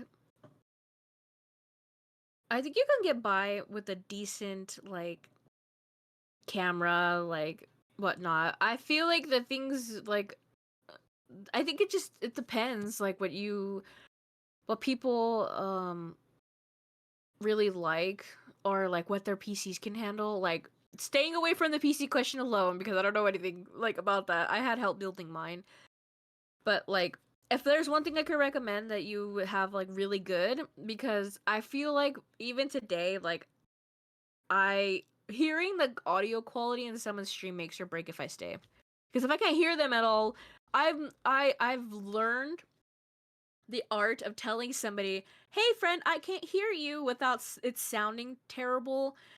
Like, and then they'll be like, "Oh my gosh, thank you so much." Like, I was like, I wasn't sure. Like, and I've got into the habit of telling people just because like I want people to tell me like, "Yo, Vaughn, your audio quality is shit." So if I can tell people to like I don't know brands, but if you can invest in one thing, if there's one thing that you want to invest in that isn't a PC, because obviously you're gonna need one of those at work. But I feel like a cheap camera can get you through like with decent like motion capture. Invest in a really good mic. That will be the good like foundation for like other equipment like you can get later, but like invest in a really good mic, and then you won't have to worry about that later because you can learn to tweak that. Okay. And about how long does it take you to get ready for your streams? Probably like an hour. I'll like think, or sometimes I'll just be like, let's stream, and it'll take me like 10 minutes. Okay. So it doesn't take too long at all, it looks like. Oh, No, like depending on it. I know some people are like, it takes me forever to hit the start button, and which is valid, but like, I'm kind of just like, the only thing that takes me forever is what game I'm gonna play. I'm like, what the hell am I gonna do? I try to figure those things out before. Like, especially if I'm not doing anything throughout the day, like, I'll make sure my PC's ready to go and I'll have my game. Or if I decide last minute that I want to stream, I'm like, what am I gonna do? Okay, now that we're gonna go like going on to your like little history with like streaming and everything. What was the favorite game you ever streamed? Oh, Near Automata. Oh, hands down. There's no arguing. There's no competition. I'm sorry. Wow. Okay. Is it because it's 2B? No, actually. Oh, It's okay. because- Well, yes, but like, I just love 9S. Like, people found out about my cuteness aggression through 9S because I would be like, oh my god, he's so fucking cute. I want to punch the shit out of him. You want to punch? Did you want to punch him? Yeah, I was like, I just like look at him. He's so cute. I just want to pull his hair and throw him on the ground. Like I love him. Like he's just so Jesus. cute. I love him. But I hope you don't do that to your I don't actual know. partner. JK, No, JK. I would never do that unless they like it. I'm just kidding. Unless- I don't know. It's just something about Nier, like, cause I don't know. I like sci-fi and like like that concept, like being human and like what those like what it represents and like oh my god, like Adam and Eva's characters. Oh, there's just so much you can dive into and like the concept of like who are we if we're not living for our creators? Like I think one of my favorite stories like to kind of dive into is the story of Prometheus and like the movie Prometheus, like kind of like how like that one conversation with the captain and that android goes like the android's kind of like, well, why did you make me? He's like, well, because I could, like, haha. And he's like, okay, but how would you feel if you met your god or whatever divine being is in the universe and they said, well, there's no purpose for you, I just made you because I could? Like, how would you feel?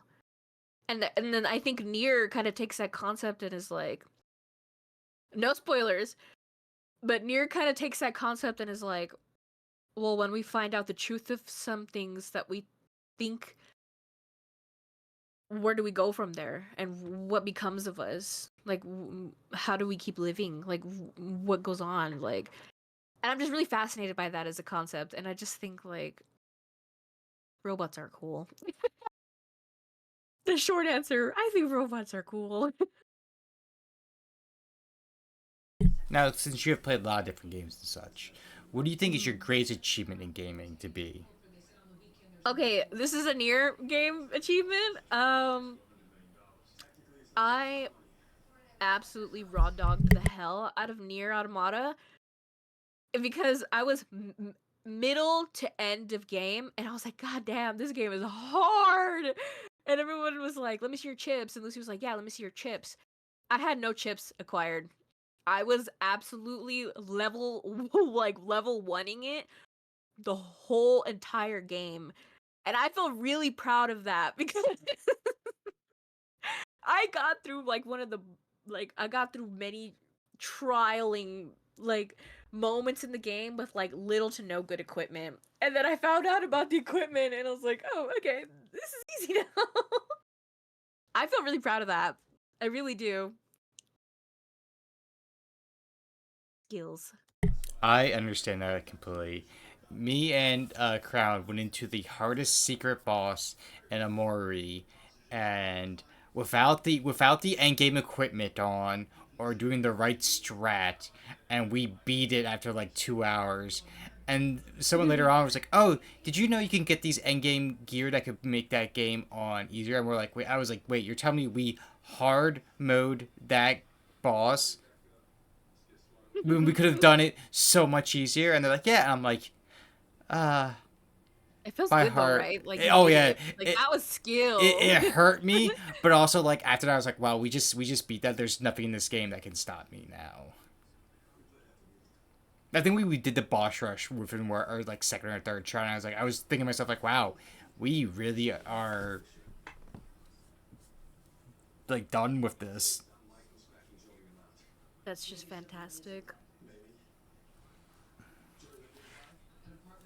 So this game can be, this question can be a bit difficult to answer, but what game would you love to see that isn't out there yet? This could be a sequel, just a game type in general, a game that is in the works that has been like in development hell forever, a remake. Like I'm talking like a remake, completely remake, not like a remaster like Last of Us. I'm talking about a complete remake. What game would that be that you would love to see?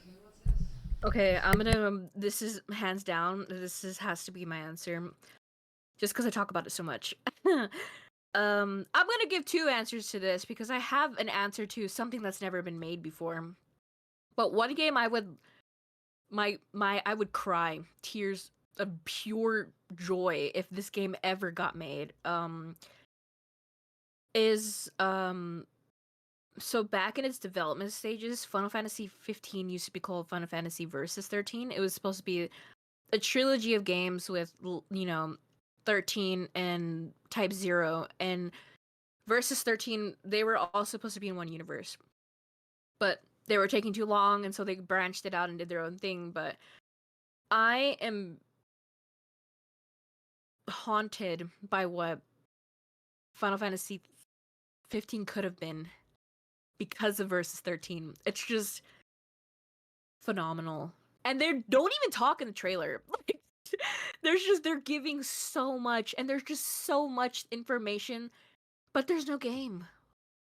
But it's like, it sucks because if you know what Versus 13 is and you play 15, you're like, oh, still good, but you could have been better. Like, I love you, but you could have been more. Like, Versus 13,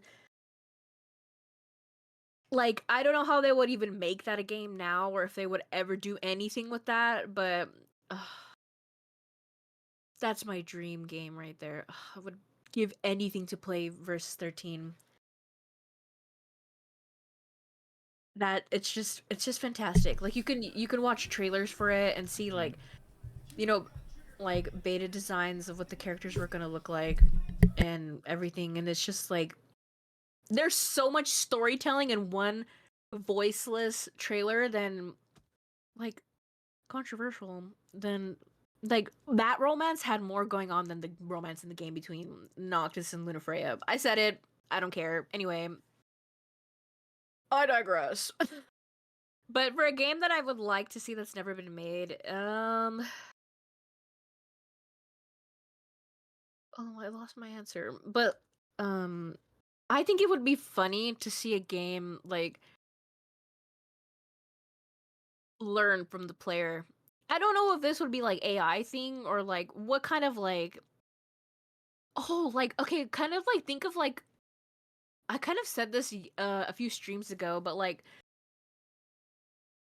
um kind of like, I think like kind of like the premise of what Bayonetta is, but not, but like an evangelical like meets hell, like meets like you're the chosen one, but just kidding, you're not. And then there's like, you know, a Judas character, and like you're kind of in this game that like learns the way you fight. So you being a prophet and you fighting against this Judas character in the end, he learns the way you move. So in theory, even when you restart the game, he knows how you fight. So like when you go through the game, like you just have to be like extremely tactical as humanly possible because this game learns how you fight.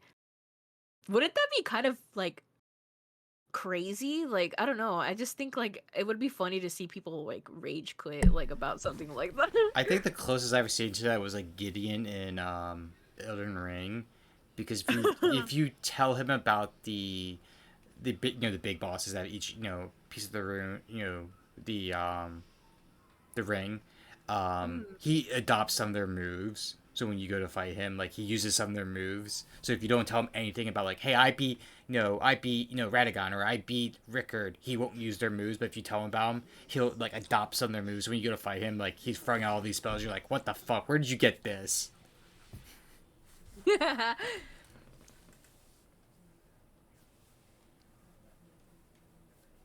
That'd be really cool to see, though. That's my answer. So you did mention before earlier in our interview that you really love film. Yeah, I do. So what have been some of your favorite shots or scenes, should I say? Like, what are some that like stood out to you? Like, this is the epitome of what I'm looking for. Oh, man. I think the way.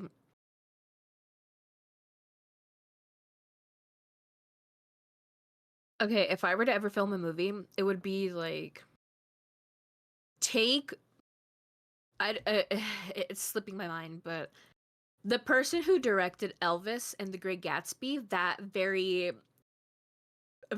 in your face, colorful, like effects, like, and sound mixing in the movie. Oh my god. Oh my god. The way that they've remixed the Elvis songs in the Elvis movie soundtrack, fuck, they're so good. Like the mixing of the music, it's so good. But that type of like film editing, like shot style, like the very like everything's in your face, because I feel like those type of movies are really good for people with ADHD because it's just like there's so much happening, but it's like it's a very cohesive story. but like extravagant is extravagant, and all of the glitz and glamour is very glitz and glamour. Like it's there, like it's very like you can't miss it. I would take that type of editing filming style with the what movie was I watching the other day ago and I was like, fuck, this is so beautiful. Like I've never seen a movie like this before. Like it was just so beautiful. With like I think I can't even remember, but that for sure. I would want something like that. Like very like I don't know, I like that in your face filming. It's very cool. Like it's just very effects. It's so cool. I think Great Gatsby captured its setting very well. Like, because like his parties are like the talk of the the country, and like it felt like that as you're going through it all, and like introduction to him as Gatsby himself. I think, I mean, Leo has always been like a great like actor, no matter what scene he's put into. Mm-hmm.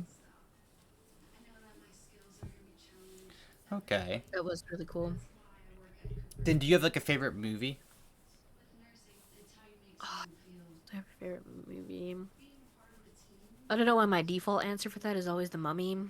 I just I love that mean, movie. I mean, I feel like that we joked with it 2 seconds on before how the Mummy's a lot of people's bisexual awakening. Yeah. I don't know like if you know this, Maya, but like us watching that movie with you for the first time, like that is a core memory for me. Like I don't know, like I know it was a wee bit scary, but you being there with us and us being there with you, that's a core memory for me. Like that makes me really happy to think about.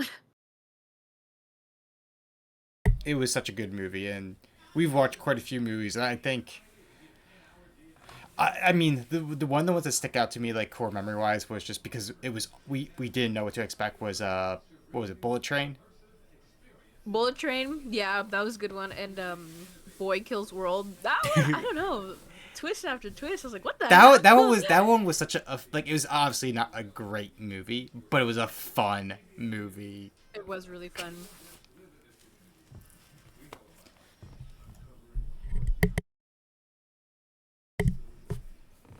So like people like consider themselves a different thing for VTubers. They consider themselves like agents or entertainers, or even just normal people. Do you view yourself a certain way? Like, do you view yourself as a professional entertainer, agent, or so forth? Um, I don't know. I used to joke like when people would be like, "What kind of vibes do you think your stream give?" I like to say that my I feel like my streams are a very intimate FaceTime call with your bestie. Like, hey girl, I got something to tell you. Like, it's just very like, hop on. I'm about to tell you something. Am I a professional?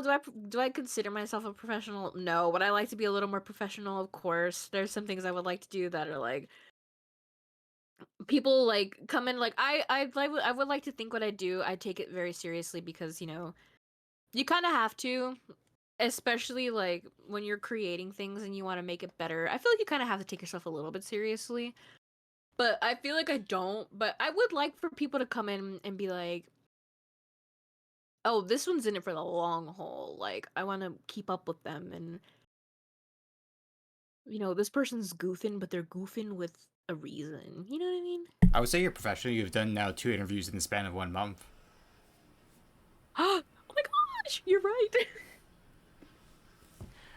Do you think there's been any like whether it be VTubers like some of your Oshis or other entertainers that influence the way you interact with your community or interact on stream?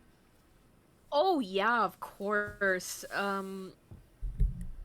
I think I'm always like looking at my Oshis and I'm just like I'm not trying to like copy them, but I'm just like I kind of already do that, so let me capitalize on that just like a wee bit more, like do a little bit of this more. And you when you try new things, people need to tell you I don't like that.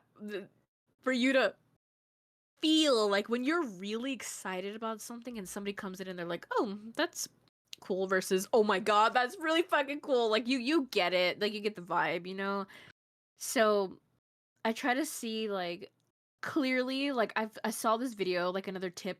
Um, there's no way a smaller like VTuber can look at like somebody like Niji Sanji and copy what they're doing because it just won't work. It won't. You know, you just don't have like what it is. Like these people have like set up their own type of things and like you can't just steal it because it just won't work. And it'll look kind of silly on you. Like I don't like when I look at my Oshis, I'm not trying to look at like what personality trait can I steal from them. No, I look at like okay, I really like how they're interacting and I'm just like okay, well if I find I'm a little more quiet, I should probably like engage a little bit more. Like of course like watching them, I'm just like I know what works and know what doesn't work now with my community, I feel like. And there are some things that I used to really like doing that like got a weird response that I wasn't comfortable with that I don't do anymore. So it's kind of like a give and take. Is there anyone you're hoping to collab with? Is there anyone I'm hoping to collab with? Oh my gosh. I want to collab with everybody. I wouldn't mind collabing with everybody. I don't know. I feel like I always think about that. Like, oh my god, I would love to collab with them. I just want people to want to reciprocate that. Like, I really like you can, you can talk to people and be like, let's set something up and be like, okay, and they never talk to you again. I just want somebody to be able to come to me with that same energy. Like, I really want to collab with you. I'm like, oh my, I really want to collab with you too. Like, it's really hard because it's hard to like hype yourself up to want to be like asking people because then they just like, oh, for sure, someday, and then that day never comes.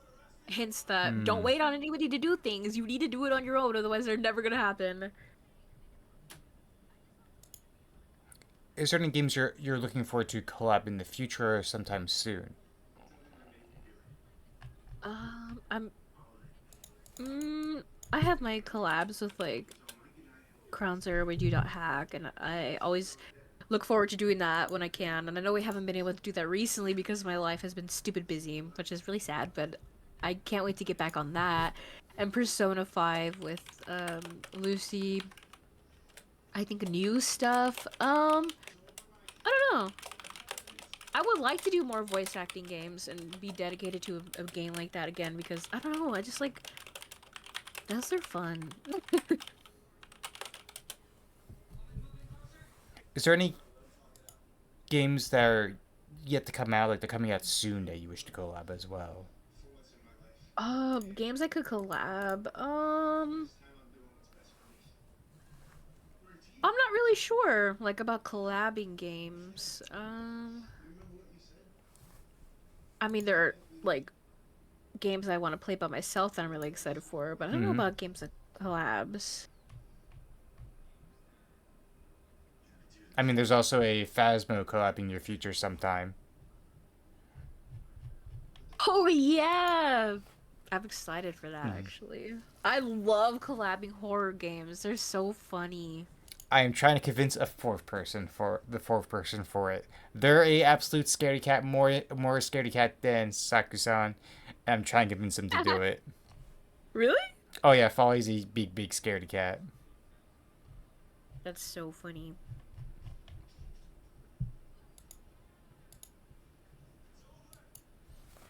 So,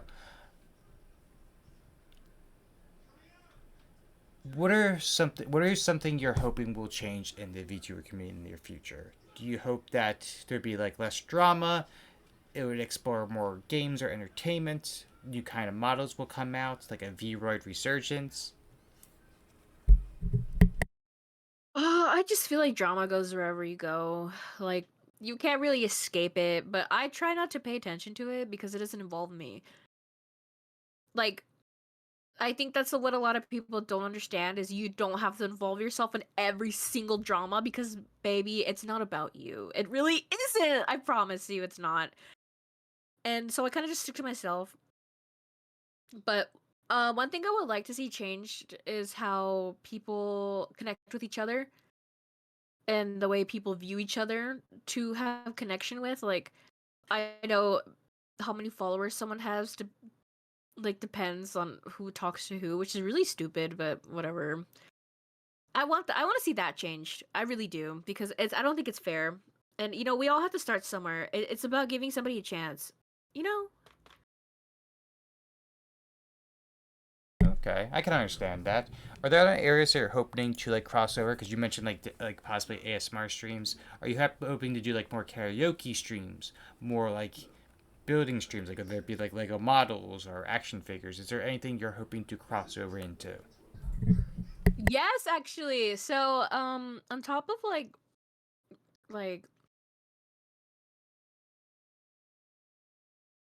oh my god, my mind just went blank. What the hell? What did you say? No, I know what you said, but What kind of other areas are you no. hoping to expand into? Oh, you said ASMR. I don't know why that word just went blank in my mind. I'm so sorry. Um, I did because I was using ASMR as an example as that you're hoping to get into that area, but where are other areas that you're hoping to expand into? yeah, okay, so I have an entire bag of Legos, like box sets, and like I got two Gundam models I want to start building on stream because I don't know, it's just so fun. Like I love Legos. I would like to thank my little brother for that one though, because he loves Legos and we build all the time. And I just wanted to share some quiet moments with you guys while building Legos. And I have made like dedicated like specific days for karaoke now in my streams. I mean, not my streams, my Discord. For a moment, I was like, did it cut out? No, I was looking at a calendar. It's Okay. like I'm so sorry. Yeah, it's like the first Friday of every month and the last Friday of every month is when I would do that.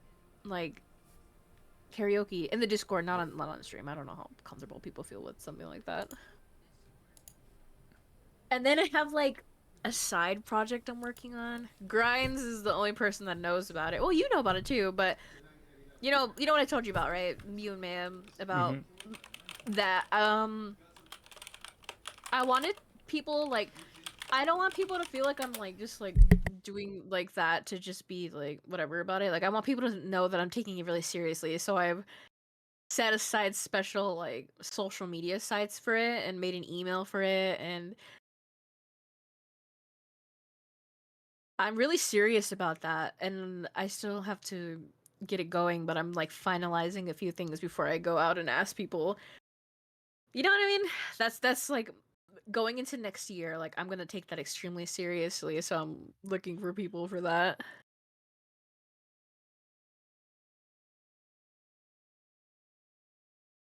So, speaking of like your content and everything like that, what do you think makes people stay to watch Vaughn? I do not know if I'm being honest with you, like 100%. I don't know why people stay. I don't know why people like me. I don't know why like not that I'm saying like oh people shouldn't like me. Like I love myself, you know, like and it took me a really long time to get there. Mm-hmm. So I'm not gonna like bag on myself even as a joke, but like I don't know why people enjoy hanging out with me. But it makes me happy. Like I don't know what I'm doing, but if it makes you happy and want to chit chat with me for a little while, it makes me really happy.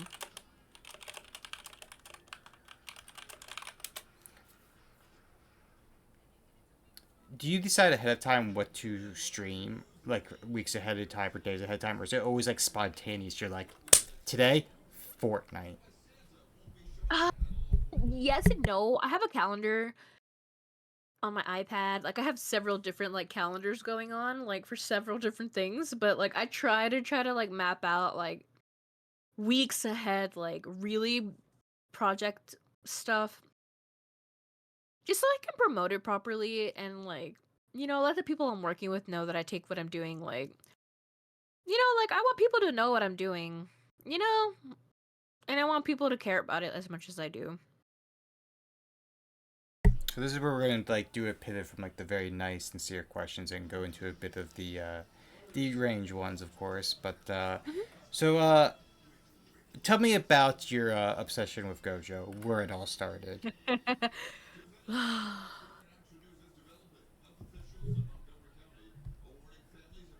I had to stop and like smile at myself for a little bit. That So much, huh?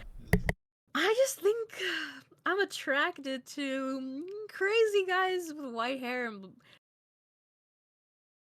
and he's just so stupid. And I don't know what it is about stupid men that makes me really attracted to them, but he's also not stupid. He's like very, I don't know. I kind of just like, you know how like Aladdin is about Jasmine when he's like, and her eyes, and her hair, and her personality, and it's just like, that's how I feel about Gojo.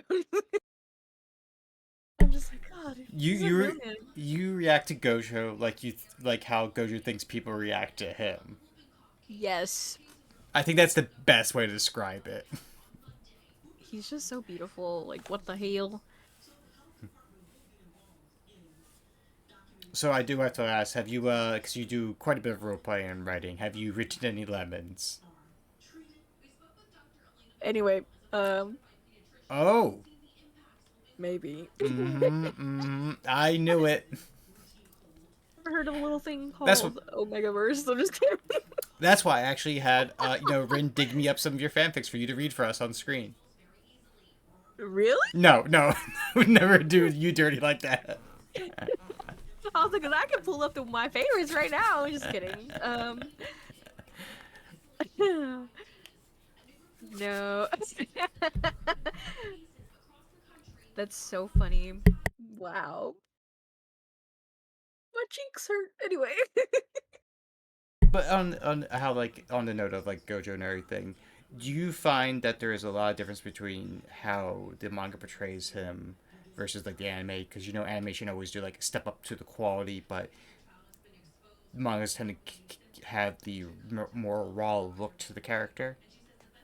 Oh yeah, of course. Like, it's not even with Gojo. It's Mm-hmm. with people like if you think about like shows like My Hero, like the way Deku is as a protagonist, it's so different in the manga than it is in the anime, and it kind of makes it feel a little confusing. Like, how did we get here? Who is this man? And even in like Attack on Titan too, like Mikasa's whole character, like, who is this woman? Take her away from me. Bring my woman to me now. I don't know. I hate when manga does that. Like, you have the material, babe. What happened? How did you step away from the source? I don't understand. Yeah, because there's times like I know like using JJK as an example, like seeing like how they are portrayed in the manga, then like watching like season two, and I'm like, why is Namini so fucking big? I mean, I mean, we're not complaining, but that's not like a problem. but like I remember when I first saw him do like everyone knows his his slow walk. I was like, damn, I didn't know you were that like that. Is there so besides like Gojo, is there any other characters that like really shout out to you, Vaughn? Yes. Not just in like. Okay, do you just want like anime? Anime first, and if there's anything besides anime, let's go there next. Okay, anybody? Vash. I mean, it is Vash. He's I love he's him. like one of my top 5 anime characters. His anime is my favorite, so like I get it. I get it. I love him. He's everything. So Vash. I love. Who in Bleach do I not love? I'm gonna be honest. But if I had to pick one of my babies, Mr. Renji Ibarra, I fucking love him. I love me an underdog, I'll tell you what. um,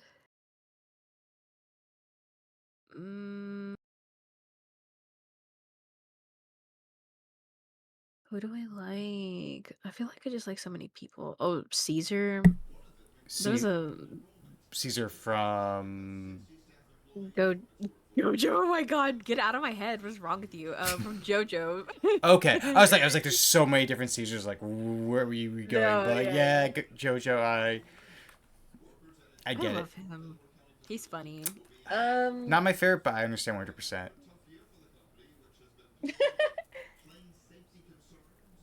I was Speedwagon fan.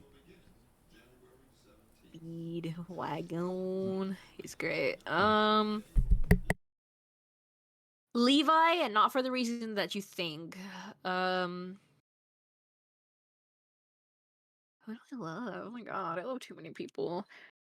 My favorite phrase from my friends: "Who isn't Vaughn's husband?" I was gonna say um, on that note for like Bleach, I feel like most people have a wife or a husbando from that show. It's just base designs and characters. are you watching the show right if you don't like anybody? Right, You right. waste your time. Just kidding. Mhm. But yeah. Who else? Who else do I like? I like so many different people. It's crazy. I don't know. So if we had to step away from anime and manga and step away from near characters, is there anyone else that like really catches your eye? Oh my god, yes. Oh, Mr. Horsefant from Final Fantasy 14, oh my. Emmerich, Final Fantasy 14, Kiryu, Yakuza. Who Kiryu is the else? definition of the man I want to be. Like, he's perfect. I love him. Who else? Oh my gosh. Oh my gosh. Noctis, Zack, all Final Fantasy characters. um,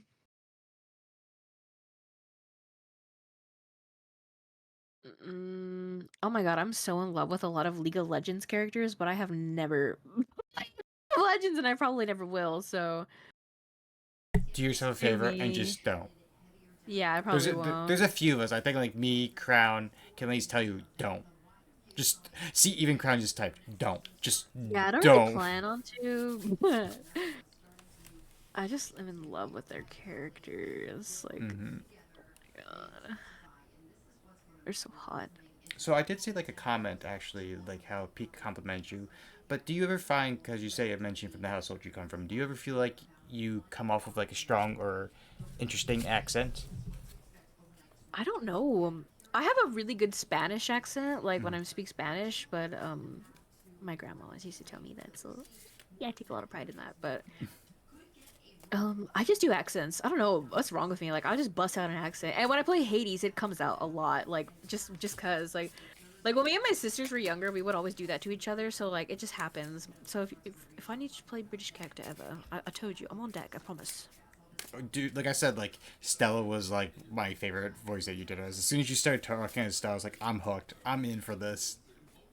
I loved Stella. She was fantastic. Both me and you were swooning over different artworks. I'll call us both out. I love her. Hopefully she appears in the next game. Oh yeah, I Hopefully. know. So I do have to ask, like, because we're starting to get near the end with some of these questions. What is Vaughn's idea of perfect happiness? Laughing with my friends. That's the perfect happiness. Um, just being somewhere with my friends and laughing. That's all I need. I know a lot of things can be complicated, and I Mm-hmm. know life is not easy for a lot of people right now. But if I could just be with my friends and we could laugh, that is that is what I need. I just need that, and I think I'll be okay. That's very fairy tale like. hmm Do you have any fears? Um, that everything I'm doing is not gonna amount to anything. A lot of my like projects while I'm working on them, sometimes I'll get a moment of like brain worms that I'm just like, this shit is so stupid. Like, what am I doing this for?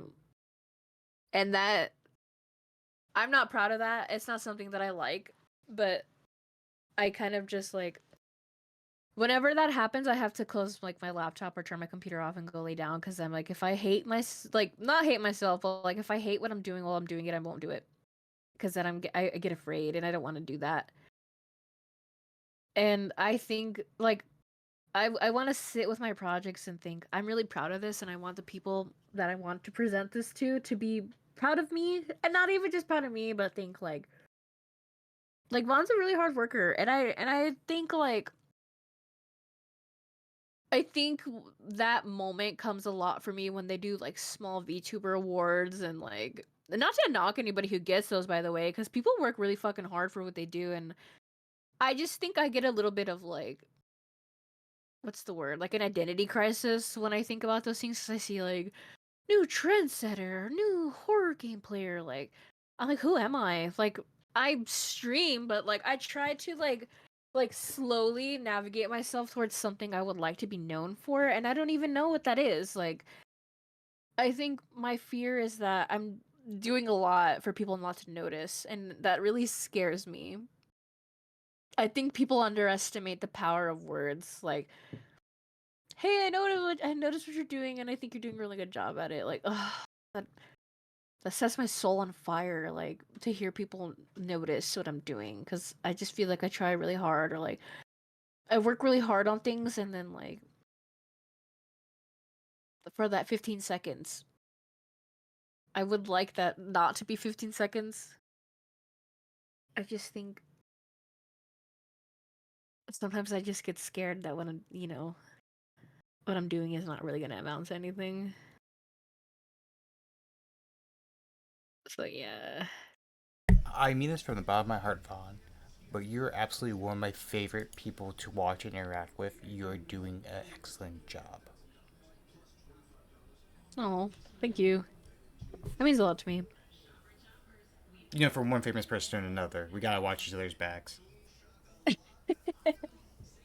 Of course. Of course. I should tell Rin that like you know the story of the where someone tried to use that. I feel like Rin would get a kick out of that. Oh, true. So, speaking of you, because you mentioned a lot about family, is there someone you admire a lot in your family? In my family,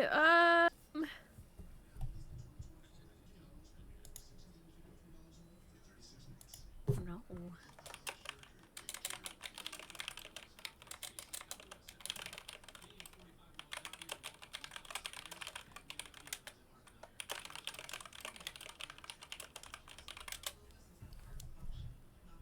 That's a long pause. I think I have Mm-hmm. two people like in my family. Rin is my family, and I'm gonna include them in this. But I'm really proud of my cousin and my sister because I think they're both two people that are working through a lot of hardship to get to where they are. And even though they doubt themselves, they show phenomenal strength to keep going. And my cousin has shown me absolutely like I don't think I ever really understood what unconditional love was until like my cousin would like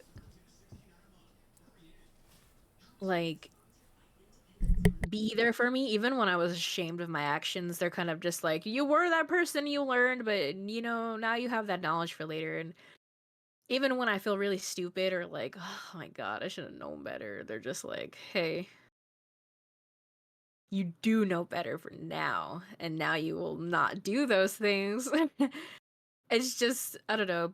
I think I'm always scared to let them down, but I just think like for many years they've kind of just like they've like unconditionally loved and held me up in a place that makes me like feel like I don't deserve their love because it's just phenomenal the kind of person that they are and how loving and caring they are. And I love you, cousin. Yeah. I'm proud of you, Rin. Aww. I hope you know that. No, I do have to ask that because that was some deep questions. What is your Mm. current state of mind? My current state of mind. Hmm. Uh, Look, we have a track record on this show of people crying, and there was a streak of 4 at one point. oh man, what's my current state of mind? I'm not really happy where I am, but I'm trying. You know, I know one thing that I told myself, like, and during my New Year's stream, I said that I wanted to be more transparent with how I felt, and I think this year, there were a lot of things that happened to me that, oh man, I kind of just like,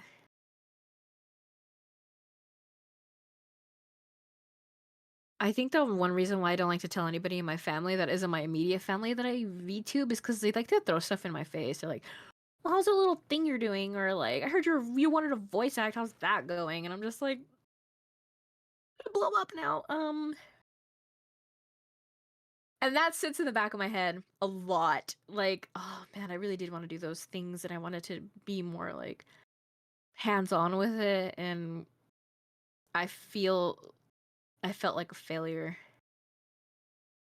And I think right now I don't feel like a failure. I think I'm just like in the void. And I want to be really transparent about that because I don't want people to think that I'm constantly happy when I'm not.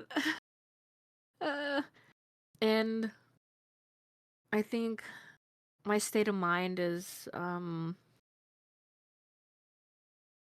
keeping myself busy so I don't slip into a depressive episode because it's sometimes you can feel it. But I've been getting help this year, and we're not talking about this on my stream, by the way. I don't feel comfortable with talking about this on my stream. So don't bring it up to me. I'm being very serious. But yeah, I've been getting help this year, like, you know, going to like therapy and all that. It's not something that I like to share with other people. Just because I don't want people to throw it in my face. But and I think that has helped me because in the beginning of the year, oh man. I think in the beginning of the year I was heading towards somewhere that I didn't want to be. And I was really scared. I was really scared. But now I don't feel scared anymore. I feel like not better, but I feel like better and comfortable enough to know that I'm going to be better every day. So my state of mind is like I'm still kind of in the void, but I'm comfortable in the void knowing that I won't be stuck there for a really long time like how I usually am. And I feel like baby steps matter. And I feel proud of the baby steps. I feel proud of knowing that things will be okay because I took the first step to make sure that I would be okay. So my state of mind is comfortably in the void, knowing that I know how to get myself out of it now instead of swimming in it. So yeah. You know, because I think you need to laugh and to stay on the topic of transparency as well as love. You know, Vaughn, what are those VTuber crushes you have? Oh my god. My VTuber crush. Sheesh. I'm gonna name famous people because I don't want to Go make ahead, go anyone ahead, go uncomfortable. Okay, my VTuber crush is definitely probably Sayu VTuber because they are Genshin voice actor actually. So I'm just like, oh, I love you because I love your characters. Look, I was gonna say if you start saying you naming satyrs, I was gonna start getting. You know, we're gonna be fighting after call right here.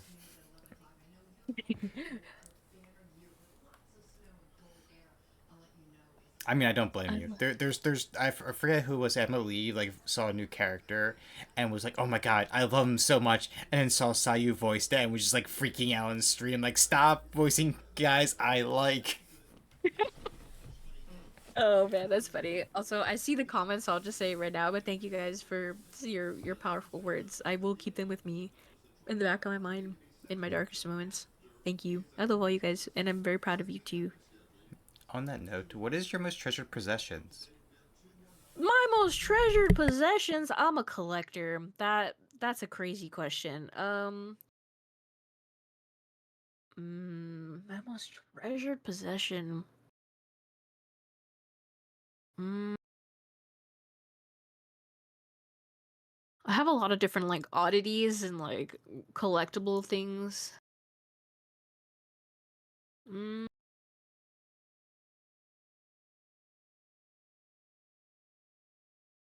Oh man, that's a hard one. What the heck?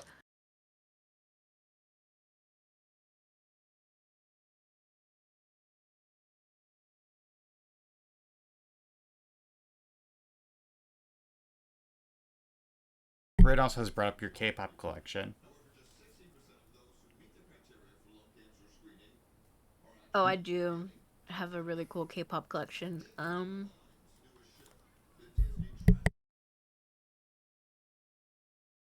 I think one of my most prized possessions is probably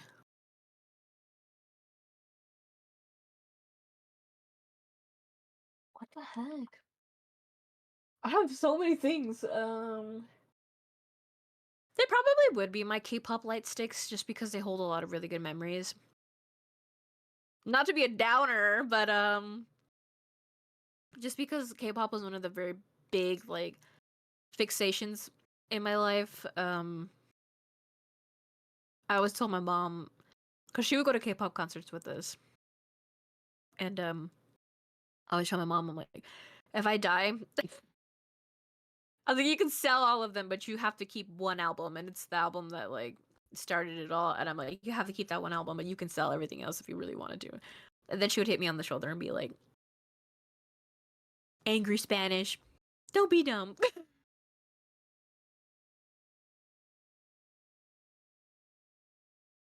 If you had to pick one K-pop group to be your favorite, who would it be?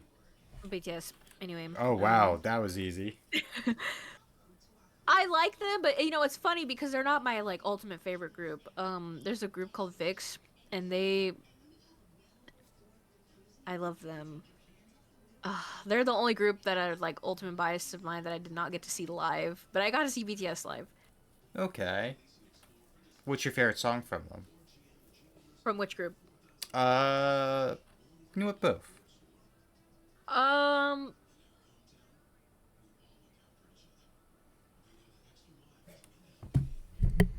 uh,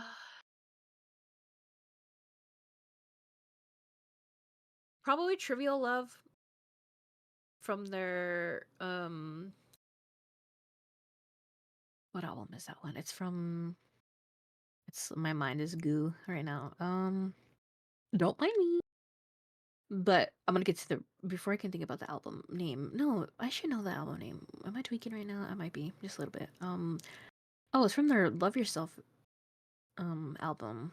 And like it's just the like I live so I love. Like it's just so powerful like and it's really interesting because like you know, each member got to like divulge into their own little story like in their most beautiful moment in life series and I think the artist RM, you know, Namjoon, his storyline is the closest I think I relate to. Because on another album they have Wings and that's kind of just like diving into who they are as like their like shadow, like their darkest moments and he sings a song called Reflection and in this song he's like you know everyone's got a story and like you know what makes mine so different and like in the end he's like I wish I could love myself and I think I kind of like it's kind of like just because I grew up with this like it just feels like I grew with him in a really odd way like I really went from I wish I could love myself to like I live so I love like I do love myself like there's this moment at a concert that I cried like a baby watching because like he's singing Reflection and he's like singing the part. He's like, I wish I could love myself, and then like everyone in the crowd was like, we love you, and then he's like, you know what? I wish I could love myself, and he's like, I do love myself. I love myself, and I was just like, oh my god, that's beautiful growth. Like And then like getting to like Trivial Love like as the album, like I could talk forever about these albums, oh my gosh, because like what they represent, but I was kind of like proud to see myself go from Reflection to like Trivial Love. Like I live so in love. Like it's beautiful. Like I don't know. It makes me really happy.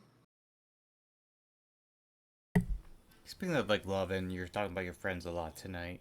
What's the thing you appreciate most about your friends? Um that they think I'm deserving even when I don't think I'm deserving. I think one of the things that I had to get used to the most in this community was like I don't want to call it love bombing because that's kind of mean and I don't think it's love bombing, but like I think the one thing I had to get used to was the constant reminder that people are in your corner and they care about you. Like I can sit there and think I really don't deserve any of this, but then like it's like the power of friendship is really powerful than the worms sometimes, and I really appreciate that.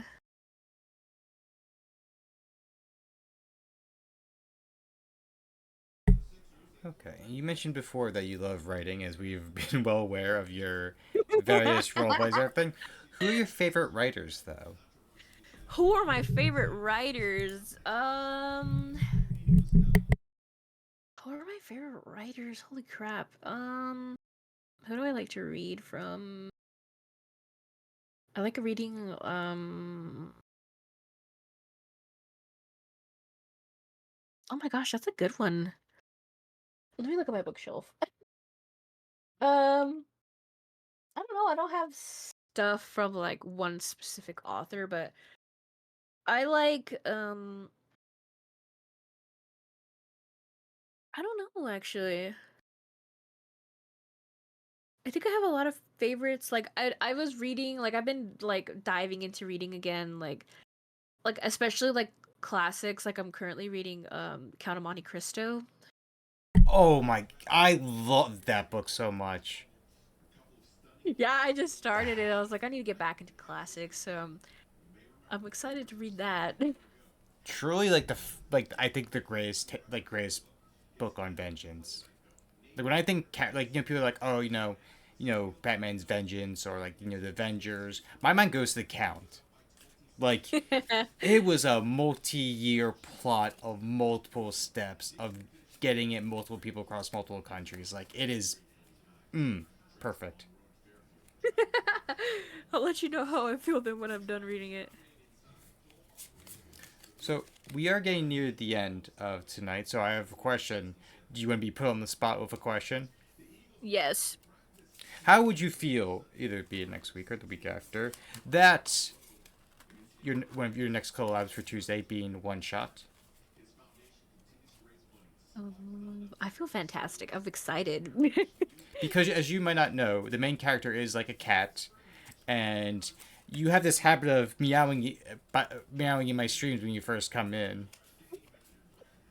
I do. So It's funny. my first thought was, why not have a game where Vaughn has to play a character that is a cat that talks to the player controlling them via me, and then we can have a satyr thrown in voicing some of the characters as well. Mhm. It sounds like a good idea, I think. I think it's a fantastic idea, and I'm excited. Which leads us to the most important question for tonight as well. Okay, What is the motto of Von Aileen? let's keep running together. Let's keep running together. I like that. My mind immediately thinks about running across a flowing grassy hill. Yeah, it's kind of is like it's like you can keep like you gotta hit the ground running, but you don't have to do it alone. So let's keep running together. Okay. Well, Vaughn, I absolutely thank you for coming on here tonight and giving us information about what goes on with you, as well as the unhinges that sometimes comes with your sense of humor. But I appreciate it all the same. Thanks for having me. I was really nervous because you're really famous, and I was like, frick, I need to I'm, say all the cool things. I'm not as famous as you, I will say. No, don't start. I'll start.